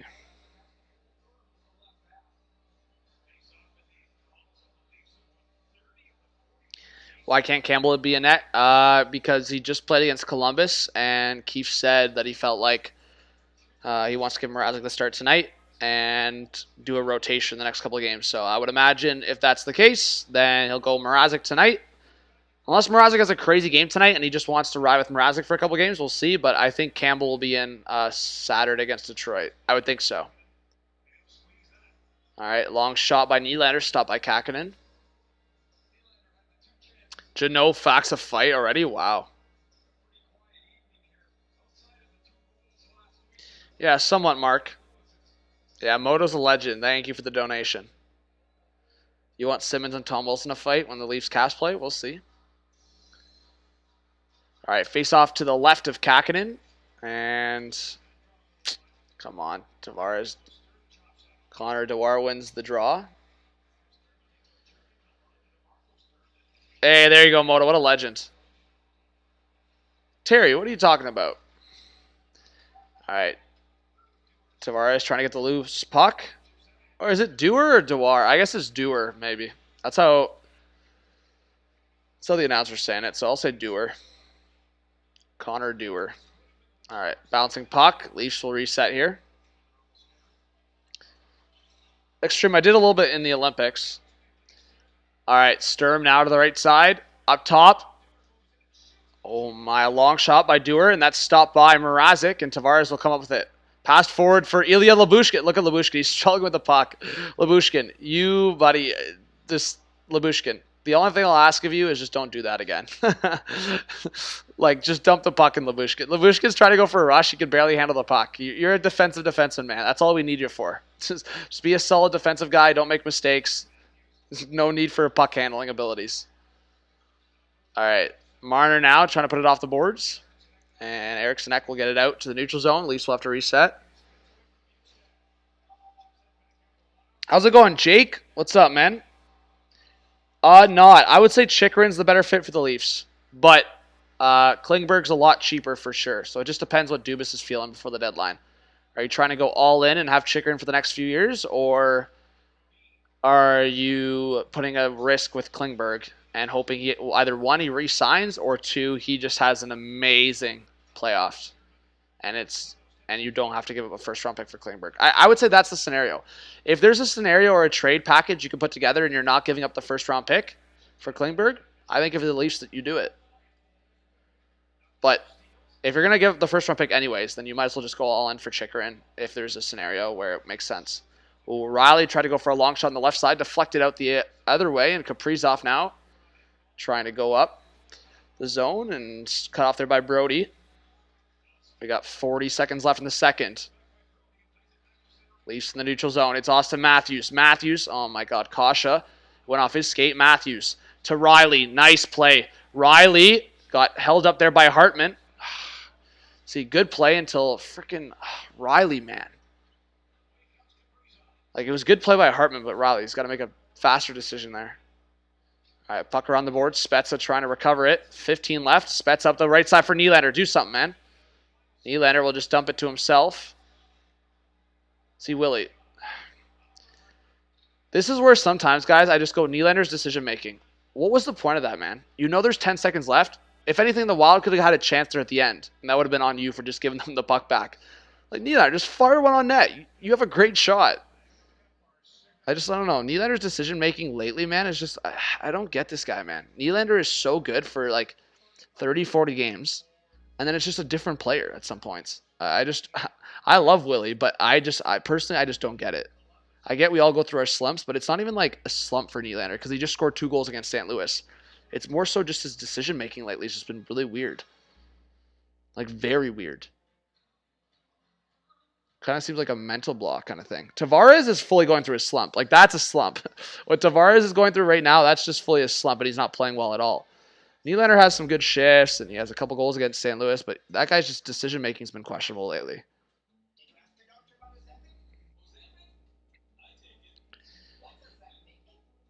Ian, if the Leafs could figure out a scenario, Philip Forsberg is unreal. I love Forsberg. I love a few guys on Nashville. Like, Yossi's one of my favorite defensemen. So I do watch a decent amount of Nashville games. And weird enough, I guess I was told the other day I haven't done a full Nashville stream this year. So I got to get on that at some point soon. But I actually do watch a decent amount of Nashville games, especially when they're on later and I'm not streaming. I just chill and watch. But, oh my God, Philip Forsberg's a star, man. He's not talked about enough in the league. I would love Forsberg. Would love it. But, again, I don't know if it makes sense in terms of long term and in terms of salary cap scenario, but in terms of the now, yeah, for sure. But I think Forsberg's gonna want like 8 or 9 million guys in free agency. Honestly, like I think he might ask for like 9 or 10, but I think Forsberg in free agency probably gets somewhere in between 8 or 9. If he re-signs with Nashville, I could see him being right there with Duchesne and Johansson, $8 million, maybe $8.5 million. So obviously the Leafs can't afford that unless they deal one of their other guys. And I guess that's the only scenario. I mean, maybe that's the win-win situation, right? The Leafs get a guy like Philip Forsberg. This would be the only scenario, and it's a win-win. The Leafs acquire a guy like Philip Forsberg, and you either do well in the playoffs and you go for a big run and potentially win Lord Stanley, and it was a great addition, or it doesn't work out and you say goodbye to Mitch Marner or goodbye to whoever, and you re-sign Philip Forsberg long-term. But again, that's such an unlikely hypothetical. But just on the point of what you said, Ian, I love Philip Forsberg. So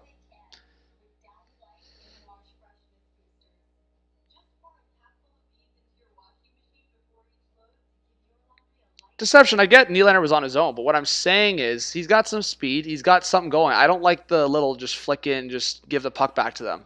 If you're going to dump it in, either fire it on net or fire it behind their net. That's all I was saying on that point. Just don't do a little flick that like, nothing. I get what you're saying. I'm nitpicking at this point with Nylander, but I'm just saying that there's just been certain points. Like, for me, that was just at the end of the period, so it was just more of a conversation piece just on top of everything else. But for me, it's just like little things that I've just been bugging me with Nylander lately. And again, I haven't been shitting on Nylander at all. I think Nylander's had a great season outside of the last maybe 5-10 games. But yeah, I don't know.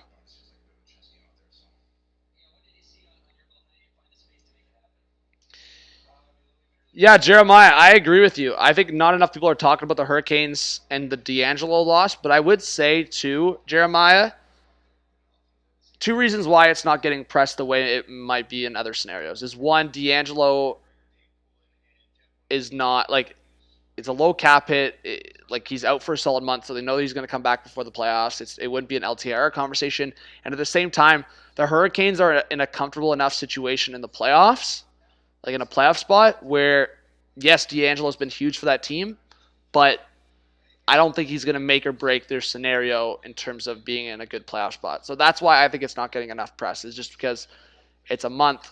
He'll be back well before the playoffs start, and the Hurricanes are in a pretty comfortable spot. So that's where I think it's at. But it's definitely a huge loss for the Hurricanes. I'll say that on the ice. Greg says they're going to rotate because Campbell has been playing awful. In fact, since December 1st, the Leafs have the worst goals. Yeah, I saw someone like that, Greg. I know Campbell has under a 900 save percentage since, is it December? Something like that. Since the new year, maybe. I think Campbell's had under a 900 save percentage since the new year, which is pretty bad. But at the same time, every goalie goes through a slump. We'll see. I do agree with you in the sense that I'm down for a rotation. But obviously the last two games for the Leafs with that rotation didn't work out. So we'll see. Yeah, Jeremiah, you're right. It could hurt their positioning a little bit. But I think someone else just said it in the chat too. Bryson says Canes have good depth too. Next guy up. And I agree with that as well. So I agree with both points. I think D'Angelo is going to affect them big time. But at the same time, the Hurricanes lost Dougie Hamilton, for example, and it seems like they haven't missed a beat, right? Obviously, D'Angelo's kind of been that point producer for them. But, yeah, what's the gap between first and second in the Metro? Oh, it's not even that much. But the Hurricanes have 2 games in hand, and they're 4 points up with the Pens, so pretty comfortable. They are 9 points up on the Caps, who are in the first wildcard spot, and 2 games in hand on them. That's what I'm saying, man. The Jackets have been so good lately, and they have a pretty decent record. They do. But at the same time, man, the Jackets would need one of the Bruins or Caps or even Rangers to, like, fall off, or I guess even the Leafs to fall off the face of the earth for the Jackets to make a playoff spot at this point.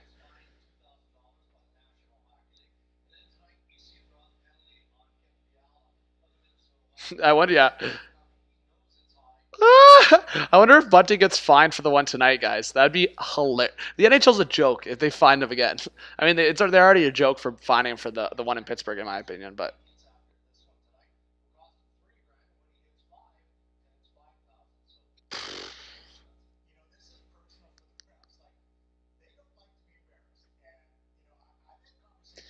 Yeah, man. Honestly, I would take a shot at Fleury if it's possible, but I don't know if that's realistic. Nah, Mikey. Yeah, Liney's on a different level right now. Let's just say I'm just happy I have him in fantasy.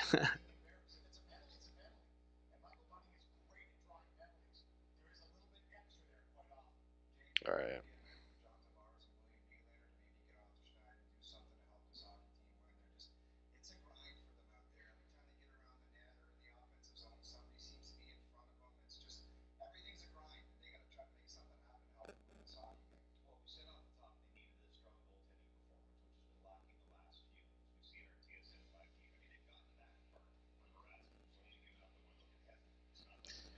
All right.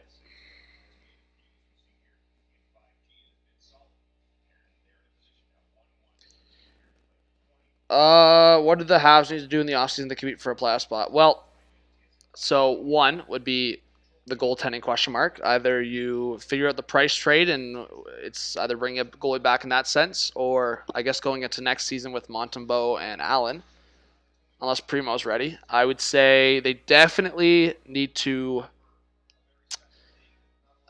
You're never going to get a Weber replacement, but you need to get like an actual big time two-way defensive guy, like two-way more defensive, but two-way guy. I would say trade Petrie for sure. Like this is not in terms of being a playoff team, but I just think in terms of getting the cap space, I think if they have Gallagher, they have Anderson. I think Gallagher should bounce back next year. Suzuki, Caulfield, and I think they should trade Duran.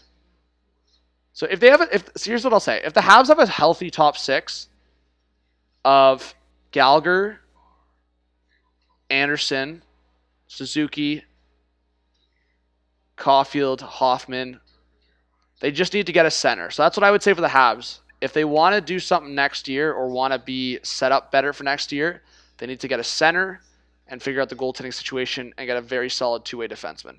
That's what I would say. Easier said than done, but that's what they got to do for sure.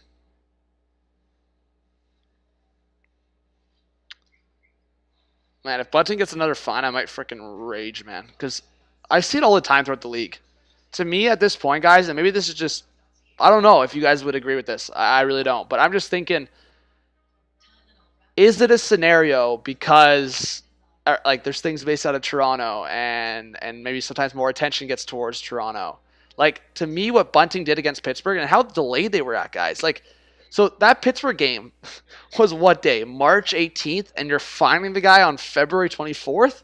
Like, how did it take 5 or 6 days to decide that it was a like embellishment? Like, you know what I mean? Like, how did you take 5 days to decide that a player embellished and fine him? You know? So I'm thinking, I'm like, man, if they fine him again,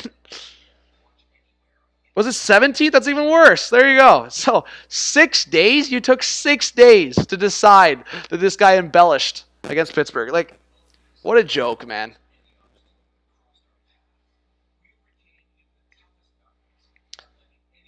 Greg says the Bruins are moving Jake DeBrusk up to the top line tonight in Seattle, likely showcasing him for a trade and dropping Craig Smith down to the third line with Coyle and Frederick. Should be interesting. Yeah, I've kind of said, man, if the Bruins can get a third line going, like, they're scary, man. I still think the Bruins could be scary in the playoffs and scary going forward. Like, a lot of people, it seems like, want to write off the Bruins because of the other teams in the Atlantic Division, but it's just not the case. It's just not the case. It's the same, for me, it's a lot of the same kind of mindsets of people writing off Pittsburgh and Washington this year. Like, Bear people had Pittsburgh like 6th in the division this year, or like 5th in the division. Like, they were going to suck. Like, to me, I just don't get it. For me, I had Washington, I think, 5th in the division. But that's more so because I thought Washington would maybe have question marks on staying healthy and the goaltending. I said this going to, and honestly, that's been true. Washington's goaltending has been a huge question mark and inconsistent. So it wasn't a horrible take in that sense. But Washington has shown that they've completely overcome that. And even at the same time of being not healthy, because they didn't have Backstrom for a while. They haven't had Oshie for a while.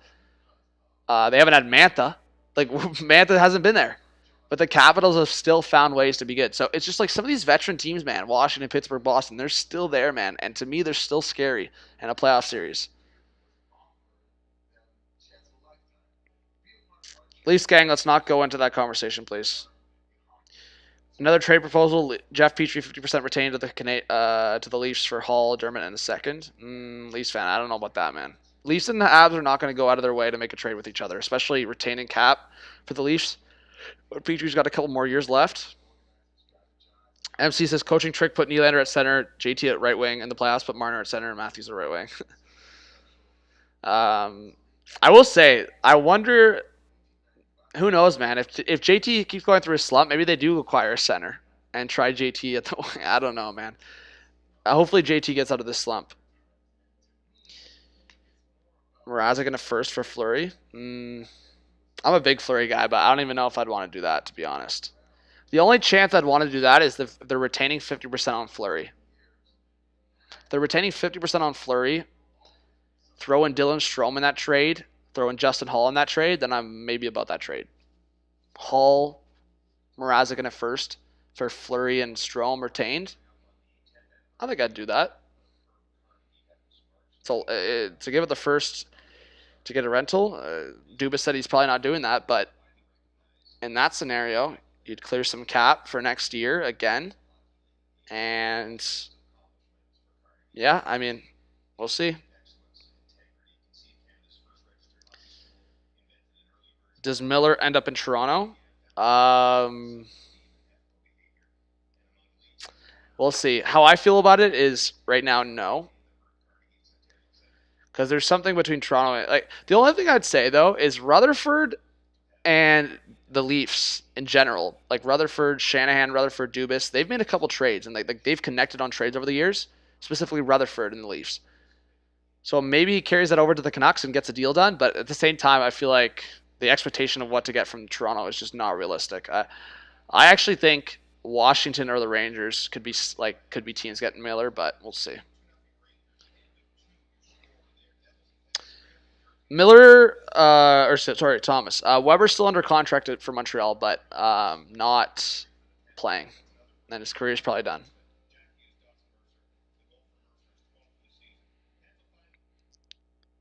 What the heck? Oh, someone's got something recording here. Alright. Oh, what the heck is this? Alright. Alright, there we go. Let's see.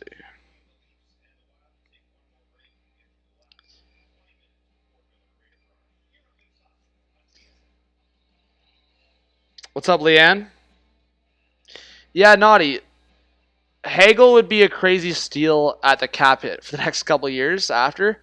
Like, Hagel at $1.5 million is crazy, but Chicago wants like a first-round pick and a couple prospects for Hagel. Like, the price is insane for Hagel right now because of that contract. So, if Hagel wasn't on that contract, like say Hagel was making $4 million, $3.5 million, then this wouldn't be a conversation right now. But the fact that Hagel's making $1.5 million per year and putting up these numbers, it is insanely valuable. That's why people are saying like this is the year like Hagel's this year's Coleman, like basically, because his value is insane, man. And if you throw Hagel on the third line, that's insane, you know? Yeah, it's honestly Hagel is kind of like a Bunting 2.0. Like Bunting provides so much value. If the Leafs were not a playoff team, the Leafs could probably get so much for Bunting, man. Just because of like the numbers he's putting up, but his cap hit too. Like it would be similar to Hagel. And I think honestly, I would probably have to look into it, but I'm pretty sure Bunting and Hagel have similar numbers. Let me see here. Like pretty similar numbers. Again, I could be wrong, but let me see. Again, keep in mind Bunting's been playing a lot on the top line for the most part of this year, but Hagel's played up there at times. So Bunting's got 35 points in 50 games. Keep in mind Hagel's played less top line minutes, but still, he's been up there at times. So 35 points for Bunting in 50 games, and Hagel's got 27 points in 46 games. So very similar. Very, very similar. 3-1 Columbus now? Wow. You love JT Miller? Yeah, a lot of Leaf fans want JT Miller, but a lot of Canucks fans want the stars, the moon, and the sun for JT Miller. So, not sure if it's going to work out. Is Justin Hall my least favorite Leaf? Yeah, if I had to pick a least favorite Leaf right now, yeah, probably Hall. And again, that has nothing to do with the human being aspect, because I think Hall seems like a really nice guy, and everyone talks up Hall as a human being. But in terms of the player, Justin Hall, yeah, he's probably my least favorite Leaf.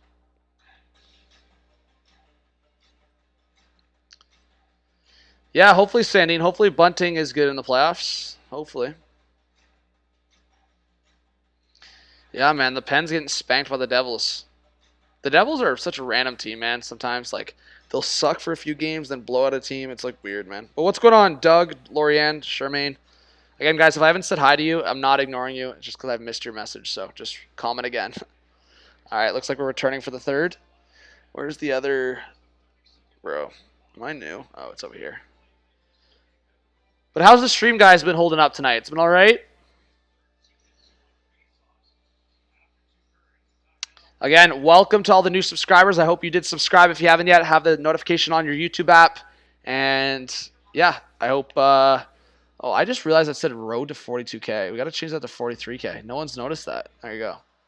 And, yeah, hit the like button. How many likes are we at? We're at 224. We got to get 300 likes for this third. Let's go. Let's go, yo!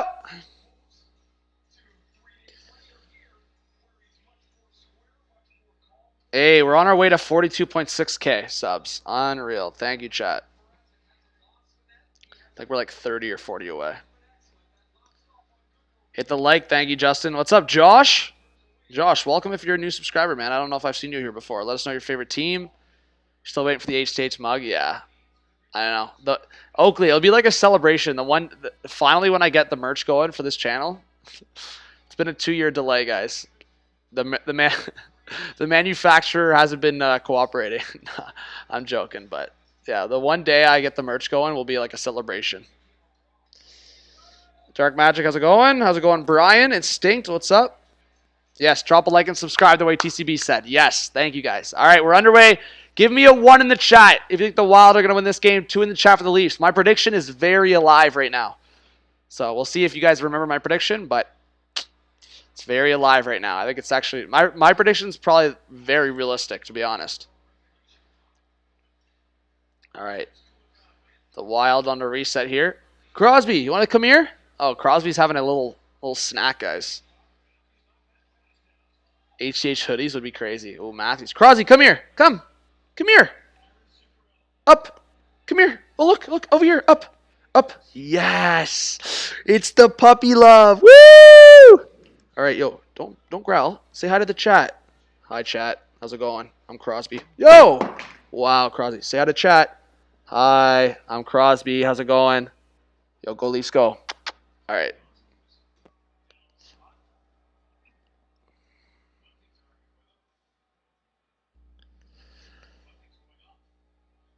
Yo, Bunting's getting a penalty? Why?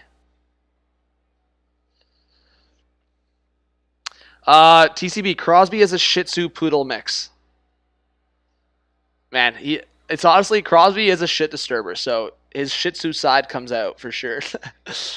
But he's a shit. Oh my god, Bunting's getting hooked for a hooking call. All right. Power play for the Wild, that sucks. And yeah, like Crosby, his cuteness and like sometimes his behavior and like how smart he is in terms of like tricks and stuff, that's the Poodle side. But in terms of barking, oh my god, man, Crosby pisses me off with his barking sometimes, man. At random times too. That's a Shih Tzu side. But really cute dog. I love that guy. And honestly, we do have kind of like a sibling relationship because at times we like a little bit of a shit disturber, but at times it's cute and cuddly. So, all right, he's also like very protective over my mom. So, anyways, a shot there, stopped by Mrazek. Maltese, there you go, Rick.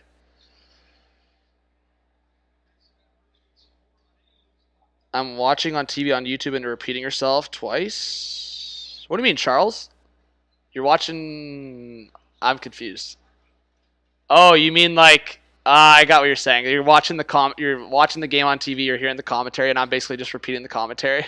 There you go. Well, if you find that annoying, you can mute me or mute the TV, up to you, but appreciate you in the chat. Thanks to everyone that's here. Shih Tzu mixed with the Maltese. There you go. Is he crazy or what? All right, 40 seconds left on the Wild power play. They're trying to get something going. Good pressure by Engvall. Here comes Marcus Foligno into the offensive zone. Picked up by Fiala. Fiala to the left side. Now it's Ryan Hartman. Back to the point for Freddie Gaudreau. Out to the right side, a one-timer by Fiala. That missed and all the way around, and the Wild will have to go back to reset. Shots now 19 of 15 for the Wild. I'll update that. Crosby, you back for some more? Are you back? Oh, you're coming back? Up. Up. No?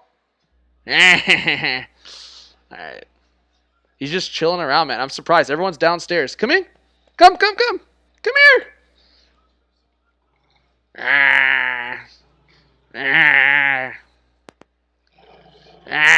You guys hear that growling? Alright, icing against the Leafs. Come here. Sit. Alright, power play's over. Good kill by Toronto. Man, this guy loves when I scratch his ears in the back of his head. Alright. No, this is Brad Meyer. This guy, this is why he's giving all these soft calls against the Leafs. This guy hates the Leafs. Brad Meyer. I didn't even know that. Did you guys know that? This is Brad Meyer, the guy that screwed the Leafs in the Jets game. This guy screwed the Leafs in Game 2 against Boston. It's the same guy. Still got a job and still got his vendetta against Toronto. Atta boy, buddy. Man, I will be so mad if this guy referees. Bro, we got to get a petition going, folks. We got to get a petition going. Oh, my God. Down low, Matthews with a shot. Glove saved by Kakkonen. But we honestly got to get a petition going. Brad Meyer cannot... This guy cannot referee a Leaf playoff game. There's just no way. There is absolutely no way. I will be so mad if this guy is one of the officials for a Leafs playoff game again. Awful. Awful. He's already bad, but he's actually... There's like kind of not... I shouldn't say proof, but there's like things pointing towards that this guy's like got some grudge against something to do with the Leafs, honestly.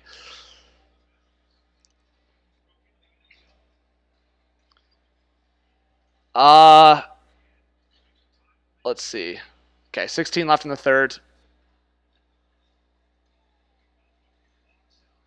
Bunting now, trying to get in front. Oh, Matthews was sitting there. Back to the point. Dermott looking, and he just missed wide. Oh, Sandin! Stopped by Kakkonen. No. What a save by Capo Kakkonen on Rasmus Sandin. Wow. Favorite and least favorite ref in the NHL. Least favorite, probably Brad Meyer. Favorite, probably Wes McCauley.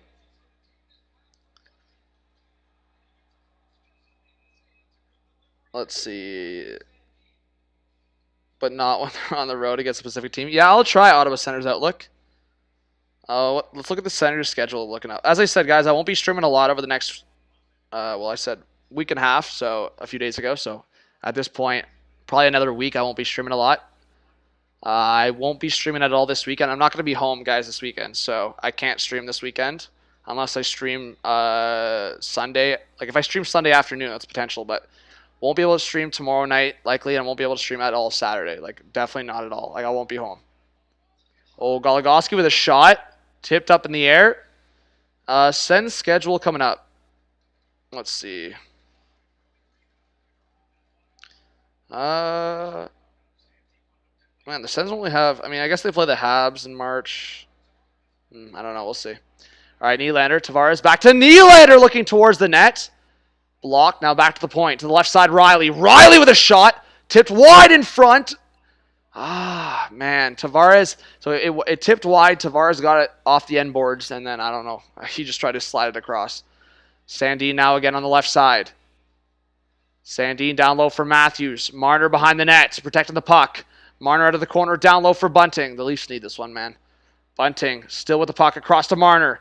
Marner waiting. Up top again. Bunting down low. Labushkin looking across. Picked up by Sandin. Sandin to Matthews on the left side. Matthews fakes it. Down low from Marner to Labushkin. Sandin up top of the left circle. Sandin stopped by Kakkonen. I don't love that from Sandin, man. All of that for Sandin to whip it into the breadbasket of Kakkonen. Now Addison and Bunting are having some words. Like, Sandin, buddy. Come on, man. Look at the guys you have on the ice. You have Matthews. You have Marner. Like, I don't love that at all. Like, at all. I don't love that shot. Unless you're ripping it bar down like there, it's just it's a good what a pass by Lyubushkin, man. Great play by Lyubushkin. But I don't like that from Sandin at all. I don't like that.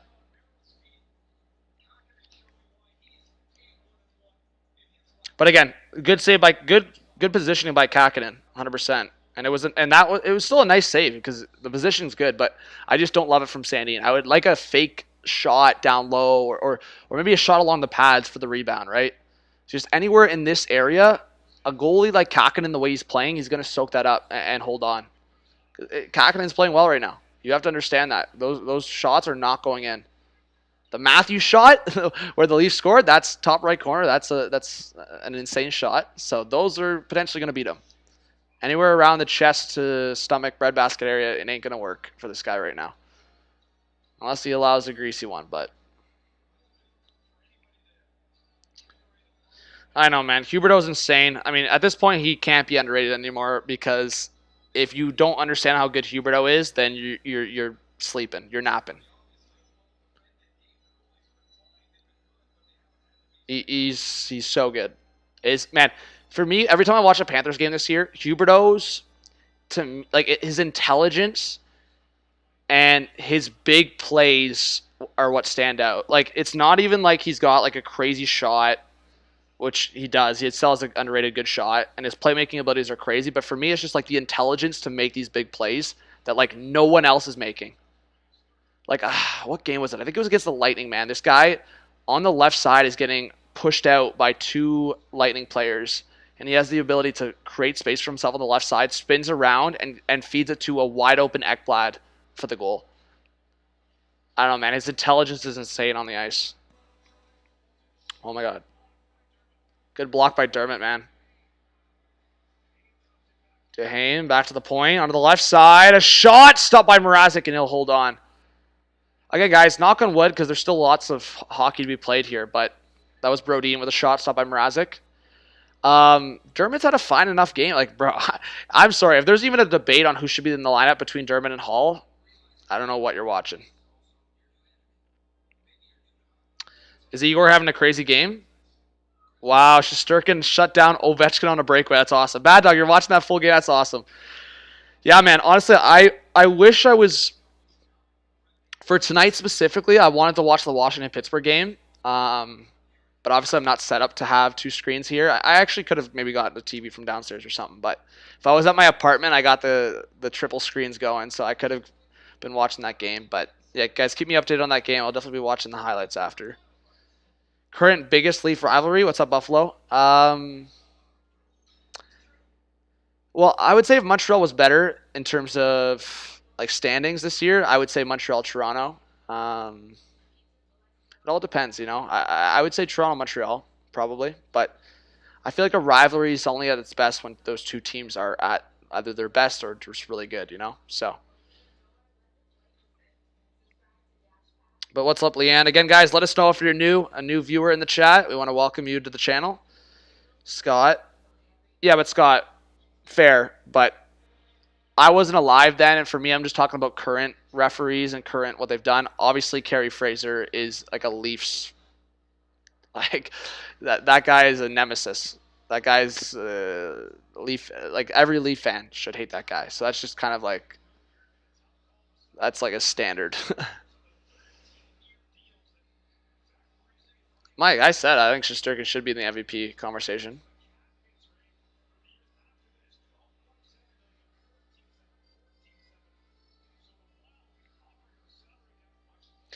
Man, those buyout hits are insane. Like the next 3 years are like 13 and 14 million. That's crazy for Suter and Parise.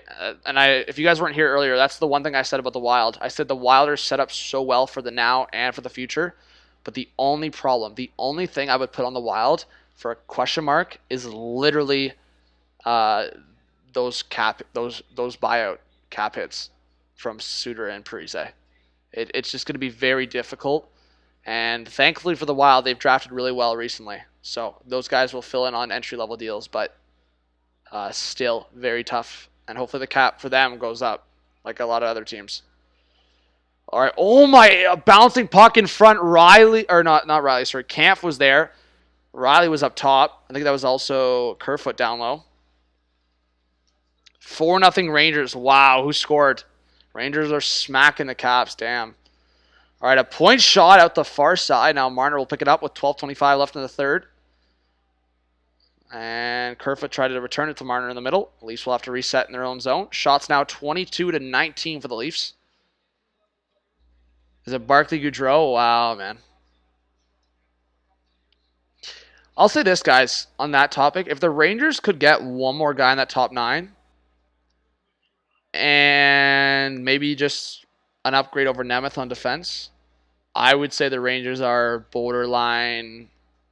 With Shesterkin and net, I would say borderline cup contenders. To me, they're still borderline because I don't know. But Boley to the right side, a one-timer by Fiala. Another save by Mrazek. Because I also think if Kakko and Lafreniere were a lot more progressed in their development, Rangers would be automatic cup contenders. But that's why we're saying, man, if you're a Rangers fan, you have so much to look forward to. The next 10 years are going to be success, like by far. I mean, we'll see what happens, and we'll see if the Rangers win a cup. But at the same time, man, they're going to have an opportunity every year for the next 10 years, unless they screw something up really badly and sign a stupid contract. Sandy now on the left side trying to pass it in front. That was blocked off there. Yeah, Mrazek will probably finish with at least, probably like on this page, probably at least 35 saves. Crosby's back. What are you doing? Bro, this guy just wanders around sometimes. Like, everyone else is not even close to here. Like, what are you doing? Yo, he's watching the Leaf game with me. Crosby! Everyone's, like, downstairs or in their room, and he's just chilling with me over here. All right.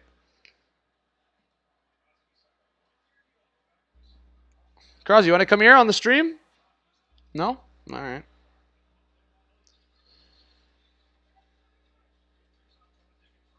I know, Jeremiah. That's NHL hockey, man. That's why doing freaking betting and parlays for hockey, it's sometimes so tough.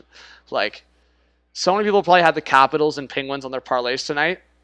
And, well, more so the Penguins. Ooh, a long shot by Spezza from the right side. Stopped by Kakkonen. And the Wild will clear it. Yeah, well, 100%. Laugh, it seems like from what you guys are saying, as having a good game. He's been better lately. And Kakko's two-way ability has been a lot better the last couple of years. So, well, he's still so young. So I'm saying the last couple of years, that's basically he's fresh in the league. All right, bouncing puck. Matthews trying to pick it up in the neutral zone. Under 10 to go now in this third period. King Kenny, thanks for being here, man. Appreciate you. Please don't do self-promotion, but thanks for being a subscriber. All right, Matthews to the right side for Marner. Marner back to Matthews, scores! What a play by the Leafs! Matthews, Marner, back to Matthews. Yahoo! Let's go! That's the Matthews-Marner duo we know. Yahoo! Oh my God, what a steal here by Matthews. Look at this. Bunting just gets onside. Marner fakes it back to Matthews. Wow. Look at that steal by Matthews. Woo! That was so unexpected, man. It was just really quick. Really quick. It looked like the Wild were about to go on a rush. And Austin Matthews, man, this is the two-way ability that we've talked about.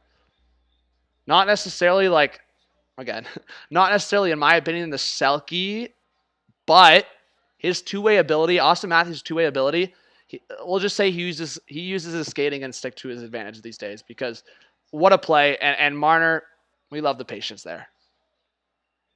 So 2-1 Toronto here with 9.5 left in the third period. Look, Crosby pulled up just in time in the room for that goal.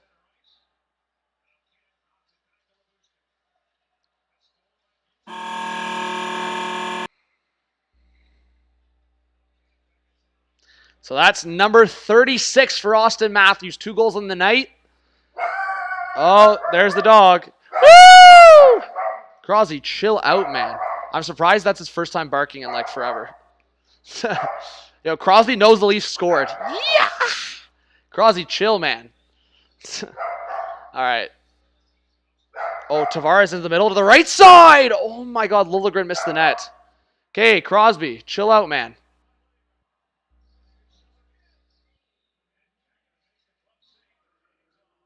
All right.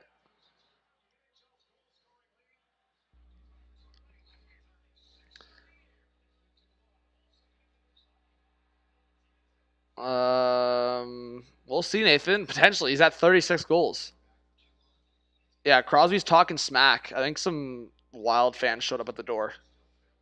All right, let me see. So what's Draisaitl at right now?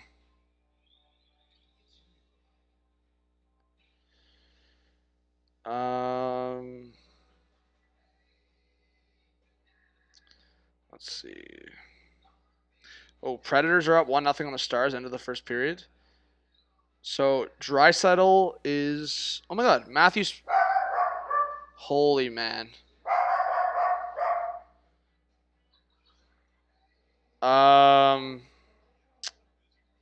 Yeah, Matthews just passed Draisaitl. 36 for the league lead. Wow. So Matthews is at 36, Draisaitl at 35. Did Kreider score tonight, guys? If not, he's at 33. And Ovi's at 31.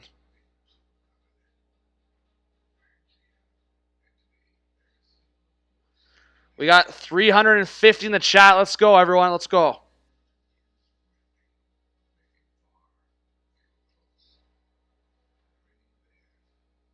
Yeah, King Kenny, someone just in the chat explained it to you, what self-promotion is. Yeah, someone in the Habs jersey is walking by the house, maybe. Hey, John, your opinion on overtime tonight? What do you think? Yeah, I don't know. I hope this just stands. Like, I hope it stays the way it is. But I did predict 3-2 Leafs, guys, before the game started. So I'll see. How's it going, Sydney? But yeah, King Kenny, no harm done. As I said, it's a rule for the channel, because if it wasn't a rule, everyone would come out. It's for any channel. Man, there's so many channels and so many people I know that they don't allow self-promotion, because if that was the case, then people would just come in and promote their channels and promote their stuff all the time. And to me, that's not fair. Like, obviously, that's not fair to anyone else. And I would say that's not fair to chat. That's not fair for myself. It just doesn't make sense. Yeah, Cindy, I'm at my family's house. Nah, King Kenny, you're good. Is Boto in here? There you go, Boto. Yeah, Bad Dog, guys. If you, I'll actually shout this out, because Bad Dog's a legend. If you guys like basketball, after this game's over, Bad Dog will be streaming for, I believe it's Lakers tonight. So, Bad Dog, you can just shout it out what game it is tonight. But, yeah, if you guys like basketball or football, or you like a guy that's passionate about sports, kind of the same way I am, go subscribe to Bad Dog Sports in the chat. All right. Let's go, Ian. Yeah, Daniel, I live in the GTA. If you want, Julia, that would be a good potential game for the Caps. Oh, in front, Nylander with a shot missed on the far side. We got under 8 to go. I know, Dennis. I want the second line to score for the Leafs, man. It just hasn't been going. Especially Tavares, man. Tavares is getting frustrated. He's on 11 games. If he doesn't score tonight, he's on 11 games without a goal. Oh, is it Warriors-Blazers tonight? Oh, there you go. Hey, there you go, Bad Dog. How can I be a legend when you're the legend? There you go.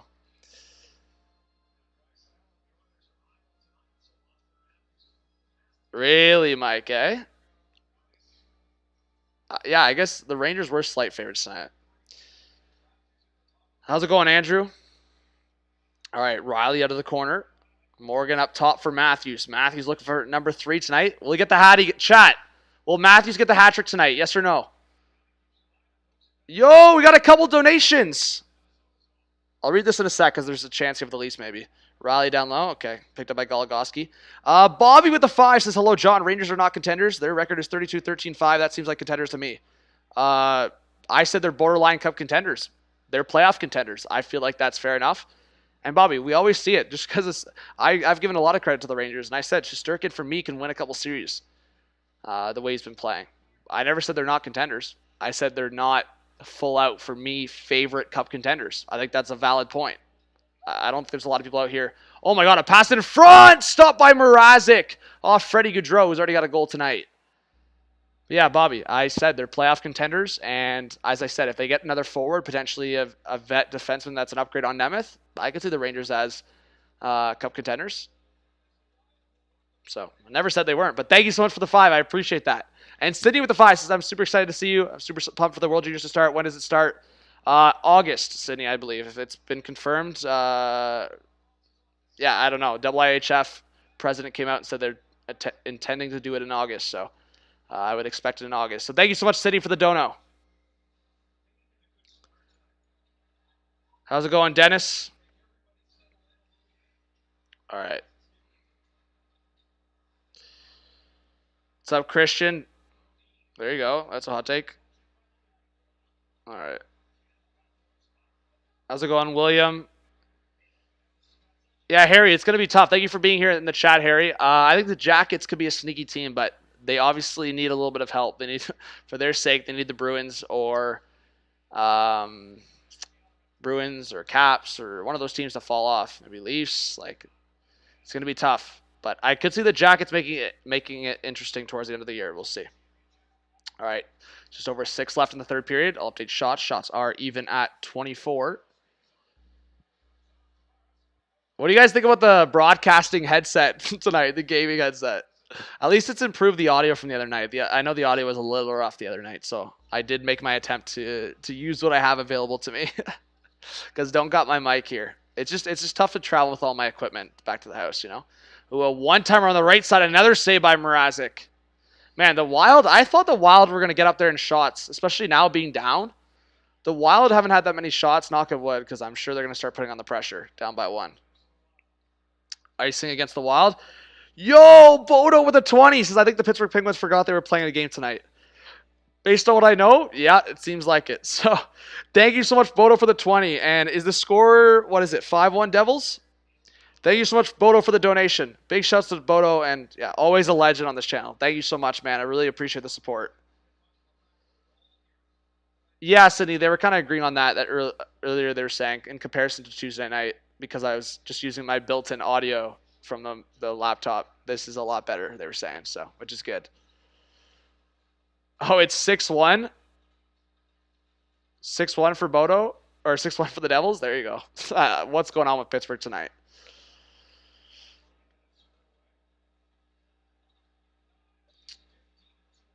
Yeah, sorry, Blake. Well, thanks for coming to the stream. Sorry for your Penguins tonight. Okay, what's going on here, man? Yo, there was a fight in the Caps-Rangers game? That was weird timing. Who just fought in that Caps-Rangers game, guys? Let me know in the chat. I'll have to watch that after.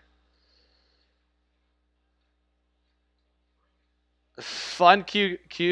There you go. That's a hot take and a half.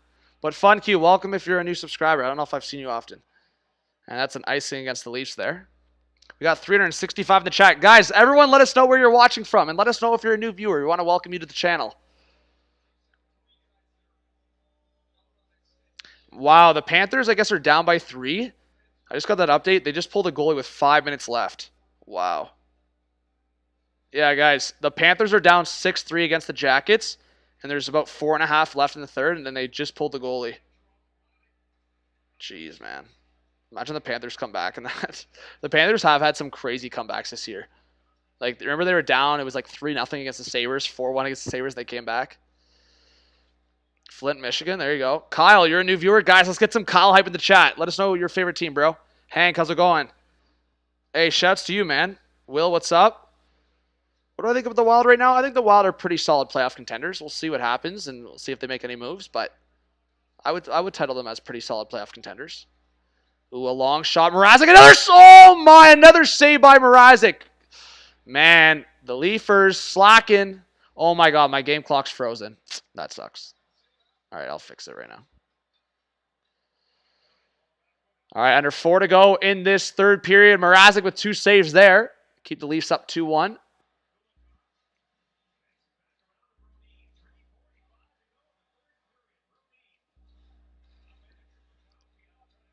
Oh, so it wasn't a fight, Jeremiah? Okay, thank you. Yeah, I just flipped quickly, and I saw that there was like a little bit of a scrum, and they were tied up or something. All right, Kerfoot will get through the neutral zone. He'll dump the puck in. On the forecheck, it's Andre Kasha. Man, like, I don't know if it's a jinx for the second line, but, like, Kasha's looked more invisible than usual playing on that second line.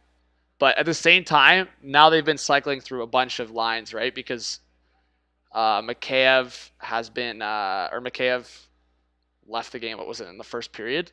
So, yeah, they've been cycling with a bunch of different combos. But regardless, those three guys have not... Nylander's looked all right, but for the most part, those three guys have looked invisible. Well, what's going on, Brian? But again, big shouts to Kyle. Oh, my God. Hey, that's got to be a penalty behind the play! Bro, Nylander was just brought down way off the puck. Man, that's... the fans are having a little response there. Like, show the replay on that. That's game management, man. If this is not a 2-1 hockey game, that's a penalty on the Wild. Oh, that's a rough rebound from Mrazek, man. What is that from Mrazek? Freaking deflect that into the corner. I actually didn't even realize he did that. Oh my God, I didn't even realize Nylander actually got that close to the net. I thought it got deflected by the defenseman. It actually got poked by Kakkonen. But yeah, that's a horrible rebound from Mrazek. Holy shit. I just thought it was just a rough bounce, but no, man. That should have been easily deflected into the corner by Mrazek. That was bad. Oh, did Ovechkin just score? There you go. Lily, you just subscribed? Let's get some Lily hype in the chat. Thank you to everyone that's subscribing. We got over 400 in the chat. Welcome to all the new subscribers. Thank you, everyone. Again, this is not my usual setup. I'm at my family's house, so I'm usually in a studio. All right, Zuccarello with some patience up top on the right corner. To the middle, Spurgeon with a shot. Stopped by Mrazek. Another shot. That missed on the left side. Now Zuccarello. Spurgeon fakes the one-timer. I'm sure the Wild will pull their goalie soon here. Zuccarello looking into the middle. That deflected off Matthew's skate. And now Riley out of his own corner. Tried to clear it. Good stick there by Hartman. And now a shot on the left side. Spurgeon, another chance. Great save by Mrazek. Now Brody trying to get it out. The Wild are all over both Leafs defense right now, man. Brody can't get the puck out. Around to the right corner. It's Hartman back to the point. Spurgeon, a long one behind the net. Leafs got to get this out, man. The Wild are going heavy on the forecheck. Now Bunting up in the air. Just poke at this Marner. In the middle. Kaprizov. And towards the net, Mrazek will freeze up. That was risky. And now it is an empty net for the Wild. That was risky biz. Both Riley and Brody, man, couldn't get the puck out.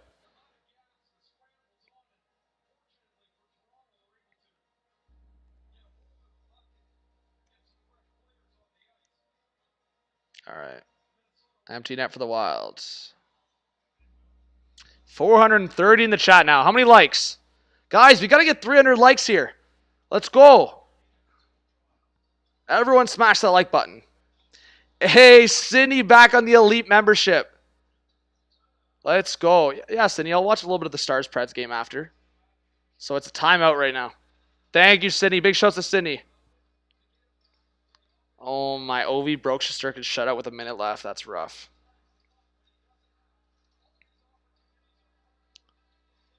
All right. Does anyone know when we officially get next year's reverse? Yeah, we'll see, Will. I don't know. The reverse retros, I don't know if they're going to go back to some new jerseys. I hope they do.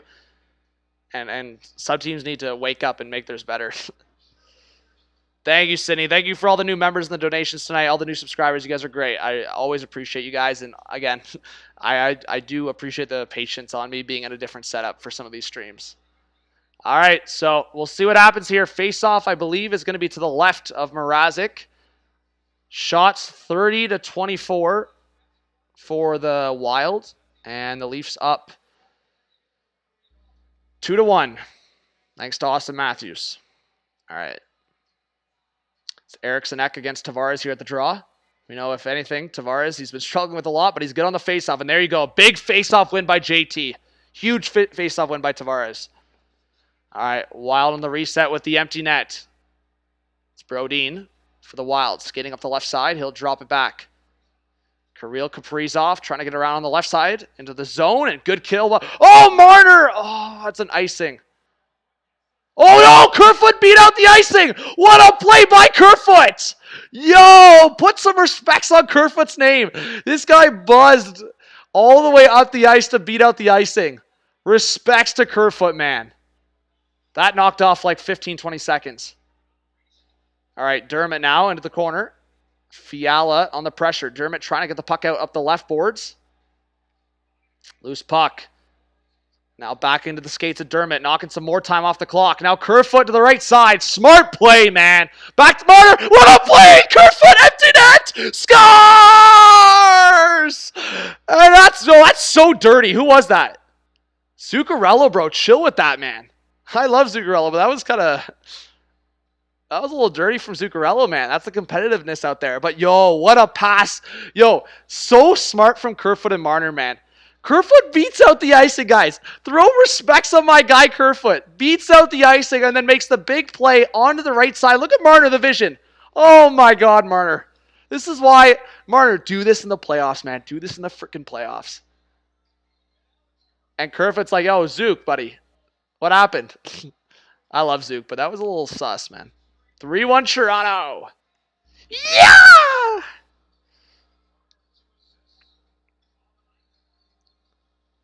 Yeah, Zuccarello's got to have some more respect for the smaller guys. What's up, Michael?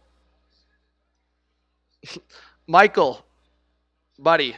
Michael, buddy. Like, is your life that negative that you have to project it on other people? Like, Michael, I'm sorry. We all go through rough times. If your life sucks, I'm sorry for that, man. You don't got to project, bud. No one's saying we're planning the parade. We're just celebrating a win. I'm sorry if you don't know what being a sports fan is, bud. L on Michael, yo. Big L in the chat. That's tough, buddy. Sorry, man. All right, 5 seconds left. So the Leafs are going to break the losing streak. A few rough L's. A few rough L's for sure, but they get the W against the playoff team in the Minnesota Wild at home. 3-1 win. Look at that. Sheldon Keefe giving creds to his star player, Austin Matthews. So, hey, I gave him shit on that first goal for the Wild, but Matthews came back 27 seconds later and snipped one top right corner. And then that steal, that Matthews steal in the neutral zone, passes it to Marner, back to Matthews for the goal. And then great plays there at the end by, hey, I'll give credit to Tavares. He's been playing rough lately, but that was a huge face-off win. Kerfoot beats out the icing. Marner, smart patient play. Kerfoot, a good smart patient play. And then Kerfoot gets rewarded with the empty netter. First star listed as Matthews with the 2 goals. 17-2 on the faceoffs, man. Matthews and Tavares have been insane on the faceoffs lately. Oh my God. I can't believe that was Matthews' faceoff tonight. 17-2. Mrazek with the 2nd star. And who was the 3rd star? It was Freddie Gaudreau with 1 goal and 5 shots. There you go. So everyone, thank you again. I hope you do hit that subscribe button. I put in a lot of work. It's free to subscribe, you know. On YouTube, it's free to subscribe. So it's just you supporting me, following along with the content, following along with the community. Have your notification bell on. And yeah, I'll see you guys more here on YouTube and TikTok. I make a lot of TikTok content as well. Hot Take Hockey in both. Am I going to be live tomorrow? Christian, probably not, but we'll see. How's it going, Tim? How's it going, Owen? This was a huge win for the Leafs, for sure. All right. Hey, Liam, you're sub. Thank you so much. What's up, Ferda? What's up, Cora, Hamza? Yeah, guys, if you have any questions, I'll stay here for another 5-10 minutes. So if you have any questions for me, ask away. I'll answer anything hockey. Owen, how's it going? What's up, Dom? I'm not going to go live, Sydney, but I'm going to probably watch. Like, I always watch the end of games if there's some good games out. So if Dallas-Nashville's a close one, I'll probably watch the 3rd period. Yeah, Christian, I won't be around much this weekend, guys, so I can't go live this weekend unless it's on Sunday. So probably not going to go live tomorrow and definitely not going to be live on, like, I'm not around on Saturday at all. So I'll be watching the Leaf game, but I'll be watching the Leaf game with my cousins. So I won't be able to stream. Unless, like, the only way I'll stream, guys, Saturday night is one of 2 things. If the Stadium Series is, like, tied or the Leafs-Red Wings game is tied, if one of those games are tied and it's going to overtime, I might go quickly live on my phone on YouTube or on TikTok. Like, maybe I'll go live on TikTok. So that's what I'm saying. You also have to follow on TikTok, Hot Take Hockey, because once in a while I'll go live on there as well. What's my prediction for the Flames Canucks game? Well, Clifford, is it Markstrom versus Demko? I need to know that before I answer. Is it Markstrom versus Demko? Yes, Nick. Feels good for sure. Thank you, Brian. I really appreciate it. What's up, Top 99? How's it going? You a Canucks fan or what? Rick, thank you. Thank you, everyone, for being here. Swerve, how's it going? Swerve's kind of been chilling in the chat, which I appreciate. Big Wild fan. I hope to see more Wild fans around. Rue says, who's winning the Calder? Right now, I'll go my pick for what I think, maybe. I would love to give some love for Sider, but I think with just the year he's having and just with the attention he's getting, I think Zegras probably wins Calder.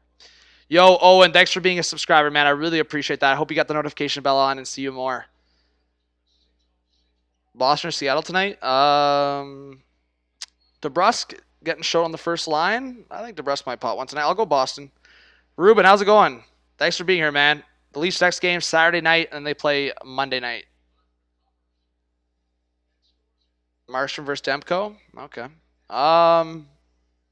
Yeah, I mean, I'll go Flames, but I think those games are always close. So I'll go Flames over the Canucks, and I'll go an overtime.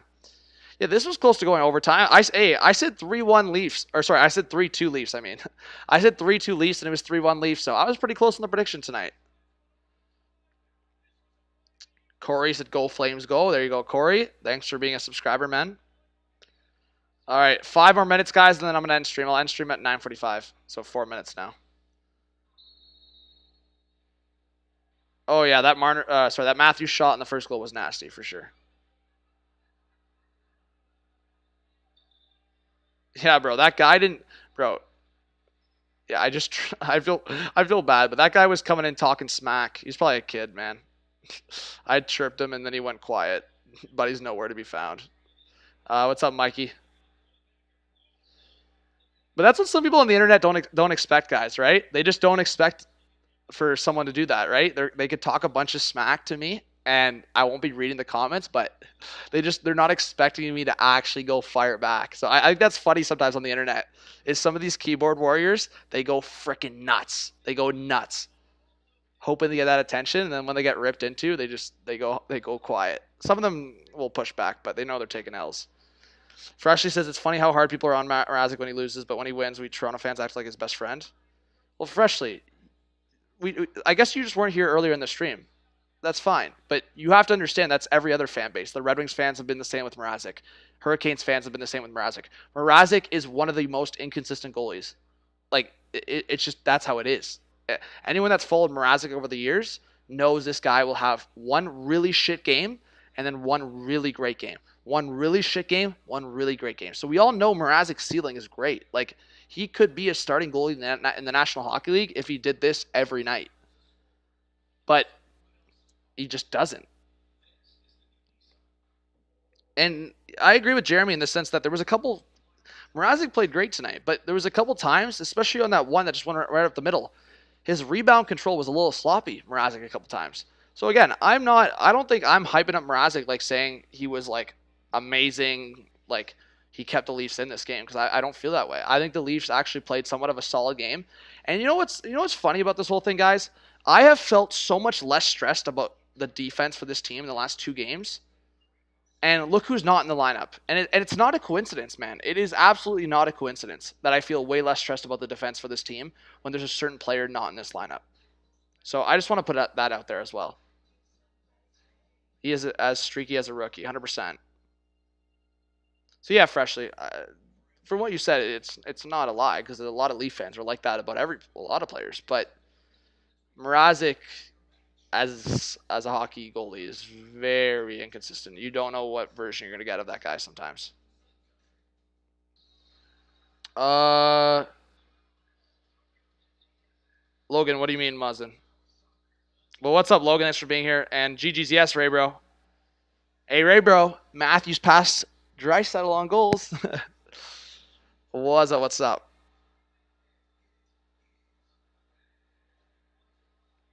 Yeah, whoever bet the +1.5 was pretty solid for the Wild tonight. So whoever bet that is feeling pretty down bad. Mrazek is as streaky as my underwear. Hey, thank you, Dom. I really appreciate it. Ruben, what do you mean? Defense wins cups sometimes, yeah. Again, for me, it's one of those things, guys. Like, people have different mindsets, right? Superstars win cups, defense win cups, goaltending wins cups. For me, I've always been on the train of saying goaltending wins, but I've also watched a Leafs team that's had really good goaltending numbers that hasn't passed the first round. Like, Anderson's numbers against Columbus were good. Like, percentage-wise, save percentage-wise, they're really good. Campbell's save percentage last year against Montreal, what was it? It was like .930. So, like, sometimes goaltending doesn't win you all the time. Defense doesn't win you all the time. Like, look at Pittsburgh, guys. Pittsburgh won a cup with no Letang, and Dumoulin was hurt for a bunch of that as well, I think. Like they had Ron Hainsey and Justin Schultz playing like heavy minutes, like top pair minutes. And Matt Murray just got hot towards the end after Fleury carried a couple rounds, and they won a cup.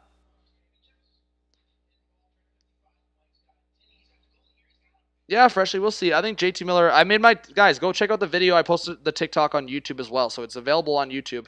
I gave my top 5 potential destinations for JT Miller, so go check that out. But I would say JT Miller in a trade, probably a first, probably maybe a roster player, a pretty solid prospect, and then depending on salary stuff, maybe a conditional pick. But as I said, if you're like, I think on both sides, some Leaf fans or other fans that are wanting a JT Miller are not being reasonable with what they're giving up. And I would say there's a lot of Canucks fans that love JT Miller. This is the problem, right?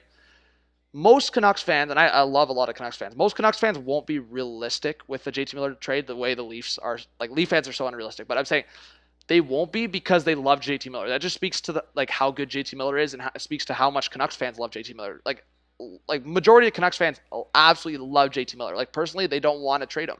So that's why their mindset is, a lot of fans' mindset is, if they're going to trade JT Miller, they want the sun, the moon, the stars, the sky. They want everything. They want this insanely massive, crazy return, because that's the only way it will kind of overcompensate. The only way it would actually make them feel all right about trading JT Miller.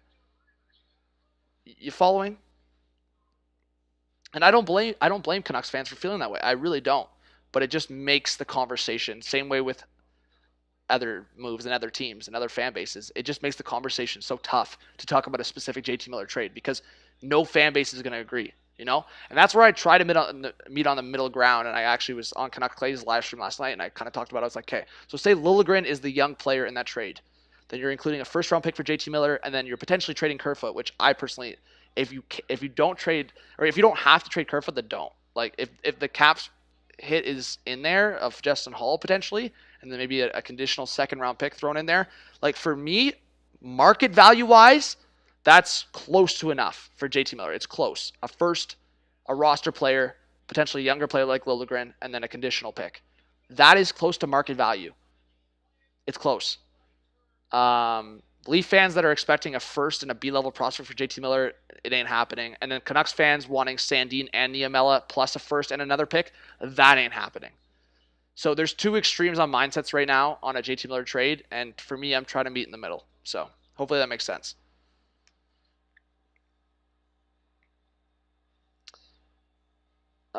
Sending a dono for Crosby Sully, bro. What do you mean a Crosby Sully? Oh, my pup? Are you talking about my dog? I can get my dog up here if you guys want to Sully the win. I'd have to get a treat. Maybe I'll lie right now and then get him a treat here in a second. Crosby treat! Let's see if he comes. If that's what you're referring to. I don't know. Maybe you're referring to something else. What's up, Maddie? Yeah, anyone else that hasn't said hello or I haven't responded to your comment, just comment again. No, I know, Logan. The Lightning should have never traded JT Miller. They should have, I said. They should have made an effort to trade Tyler Johnson, and yeah. All right. Oh, up. Hey, Leafs win. Woo! Leafs win. Woo! Oh. Oh. No, don't get mad. Kisses. All right. Yay! Leafs win. Woo! All right. Victory puppy. Yeah, there you go. No, I ain't going to take that from Steve. No, but yeah, I wouldn't take that from Steve. But victory puff, sure. Whoa, what happened there? Like I clicked something by accident. All right. Sorry, Sareem. All right. How's it going, Sareem?